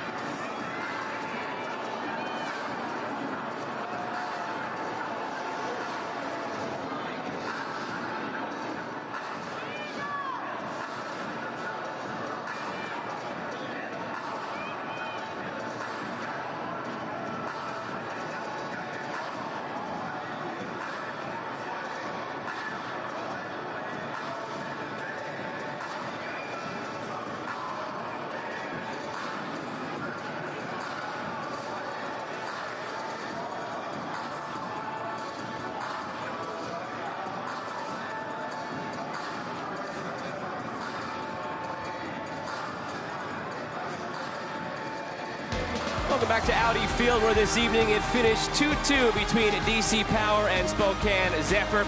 We're joined now on the field by Sydney Cummings, who scored that tying goal for DC. Sydney, it's Joe Malcolm, Brooke Kirchhofer up in the booth. Just walking through the emotions there. We could see the outpouring from you after you scored that goal. Obviously a big moment on the night for your new team, but it does come against your former team, so walk us through that moment. Yeah, I mean, obviously we were just trying to get something, put ourselves back into the game. We started off strong and then dropped. They had a bit of momentum, put two in, and so we had to find a way to fight back. That's just a lot of grit, doing that for our teammates.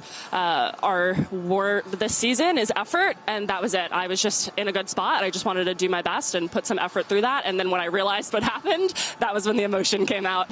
Sydney, we are dying to know what your head coach wrote on a piece of paper. Is that still in your sock? It is, yeah, it is in my sock. We realized, like, the way we were playing, it wasn't working for us, so it was just a bit of a tactical formation change, just so we could put a bit more pressure higher up the pitch, and obviously it worked. Yes, it did. Where can you guys go from here, and what did you learn about your group tonight in terms of fighting back? Yeah, I mean, this is the second game where we've gone down and found a way to get back up, and that's really hard to do. It's hard to get yourself out of a deficit. So I think, again, effort, grit, you always have one more in you, and this is a fighting team, and that's what we're proving so far this season. Sydney, thank you. Congrats on the win and the goal, and hey, keep that note. That might be your good luck charm the rest of the season. Thanks, guys. Have a good night. You too. Sydney Cummings, game-tying goal tonight for DC Power. Let's take you back to the highlights of how it all went down, where it was actually, remember, a long time ago, DC who went up in the early going. This one, the pendulum swung back and forth. The real power of Wills, as you heard from her, what it really took to stay in this one. Sydney Cummings with the equalizers. We take a look at another header goal from Lena Solano, who is challenged by her head coach this week in practice. We need to get you more and more involved, and here we see that second one. She's right place, right time. Allie Cook afforded the assist, and she just finishes that one off by really laying her body out. You saw her back the bend in terms of having to get her head on that one. And of course, Sydney Cummins, who we just talked to, what an effort here against her former goalkeeper to put this one on. Pinged around a little bit, and she just finds that little corner, sneaks it in to tie this one up. It's all it takes sometimes, and again, that note was in the sock the whole time. She didn't litter, and it was with the foot of the leg that the note was in the sock that she scored the goal, so everything works out in the end for DC Power. Look at the final stats. Maybe you don't paint the whole picture, because it did really feel for a large stretch of this game that it was actually Spokane who were in control. I think where you can see that is the 5 corners. Spokane had opportunities to put this one away on set pieces. Just unlucky, but a credit to DC Power's back line, anchored by Sydney Cummings. They don't blink back there, and you saw they had pressure on them the entire time. 3 forwards in their face majority of this match, and they handled the pressure, I think, the best of their ability. Well, finishes 2-2 here this evening, but still more action elsewhere. Fort Lauderdale and Carolina are 1-1 in the 75th. Tampa Bay and Sporting Jacks are 0-0 at halftime. Dallas up 1-0 over Brooklyn 30 minutes in. You could flip over to any one of those other 3 games going on right now in the Gamebridge Super League, but that is all from Audi Field. For the crew that makes this possible, broadcast partner Brooke Kirchhofer, I'm Joe Malfa saying so long for now. A fun one tonight at Audi Field. Finishes 2-2 between DC Power and Spokane Zephyr. And everybody.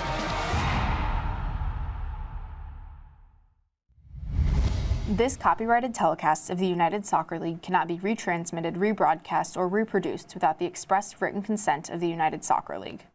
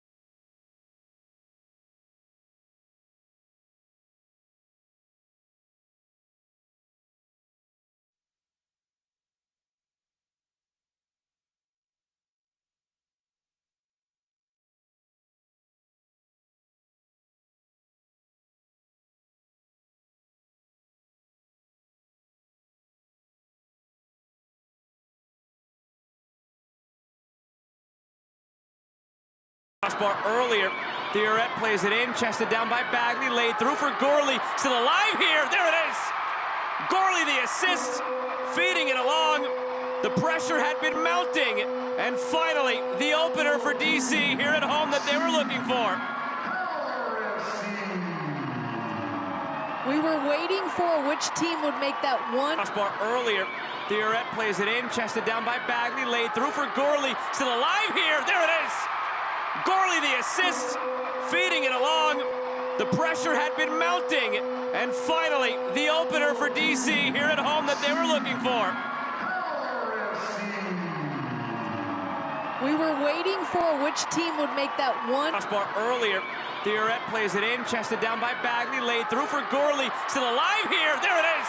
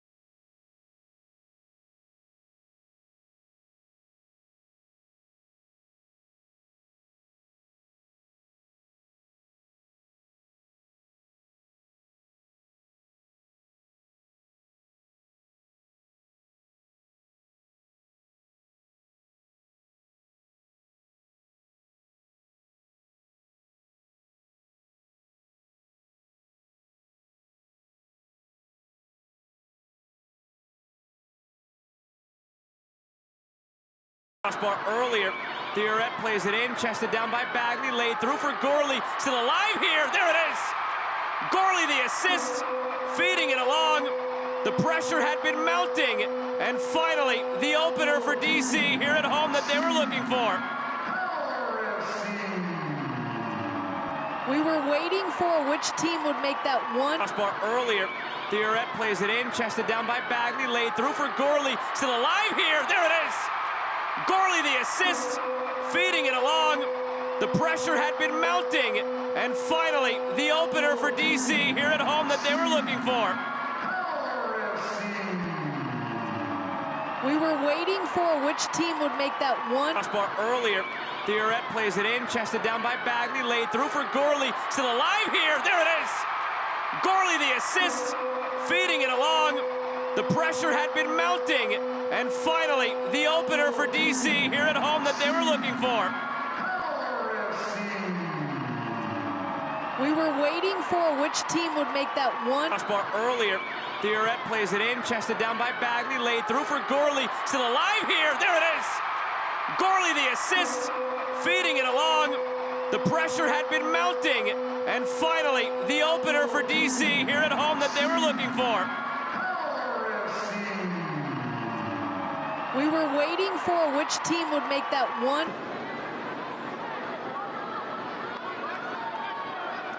Tucker driving it in, the header, the equalizer. Lena Solano getting Spokane on the board. Perfect response right before halftime. That all started with Cam Tucker's first touch, and it set her up to be able to.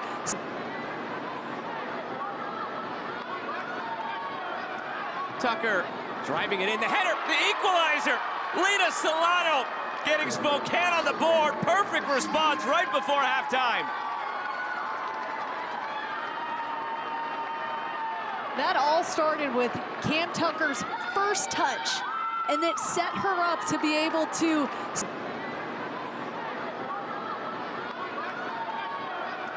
Tucker driving it in, the header, the equalizer. Lena Solano getting Spokane on the board. Perfect response right before halftime. That all started with Cam Tucker's first touch, and it set her up to be able to.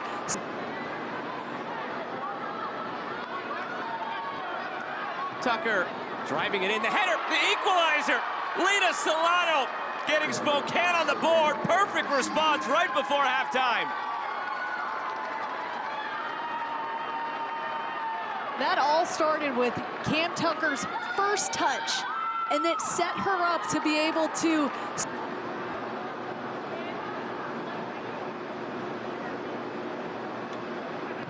Mart won the corner, delivers the corner, back post, headed across frame, and it loops in. DC looking around, waiting for a flag to save them, but there's no such thing.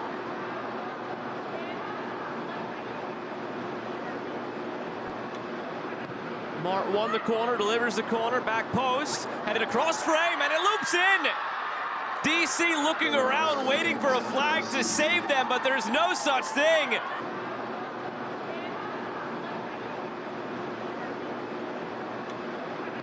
Mart won the corner, delivers the corner, back post, headed across frame, and it loops in. DC looking around, waiting for a flag to save them, but there's no such thing.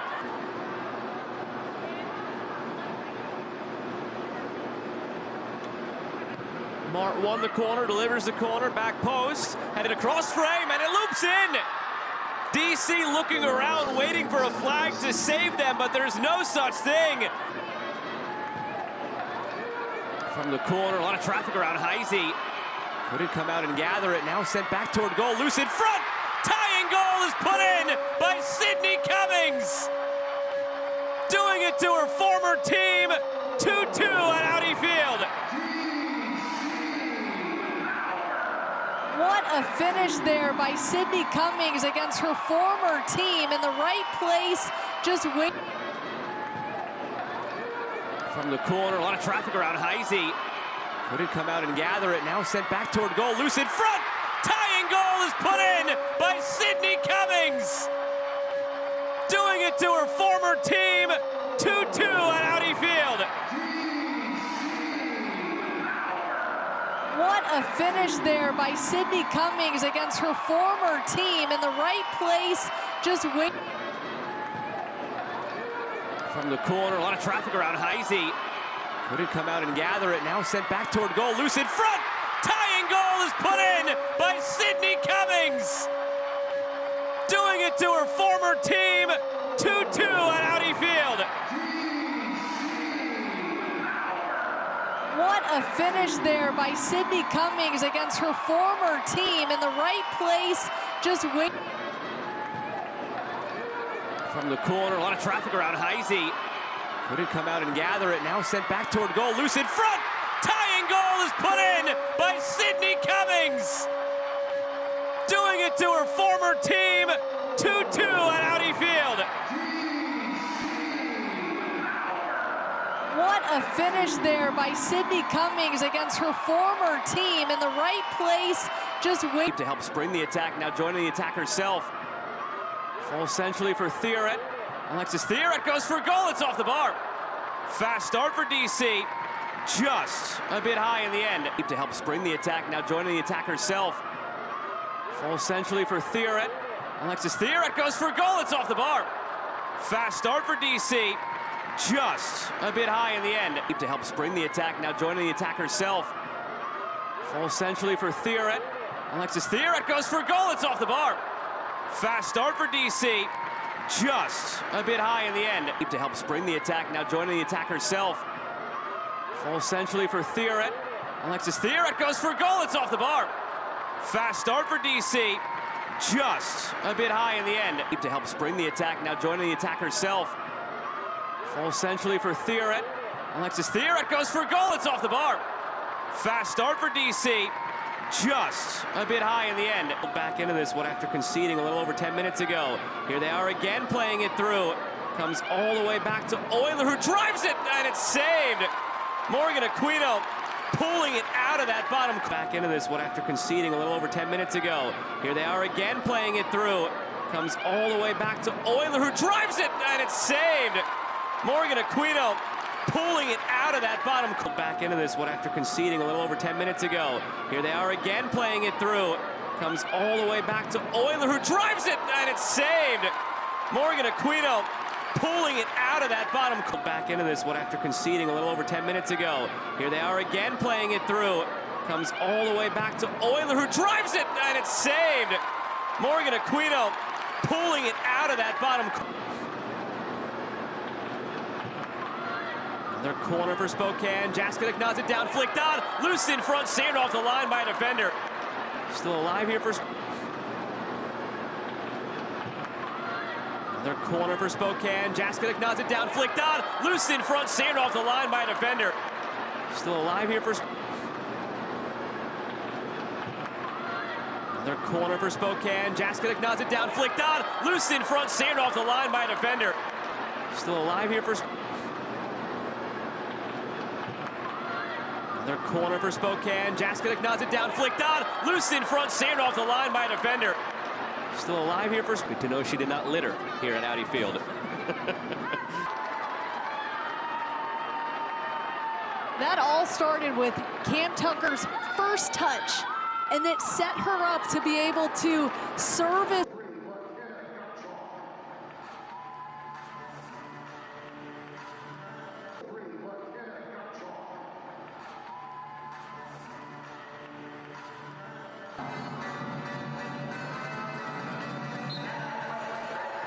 He said the performance was not our best, which is surprising, but when you look at what he wants his team to play in terms of style, they only had possession for 38% of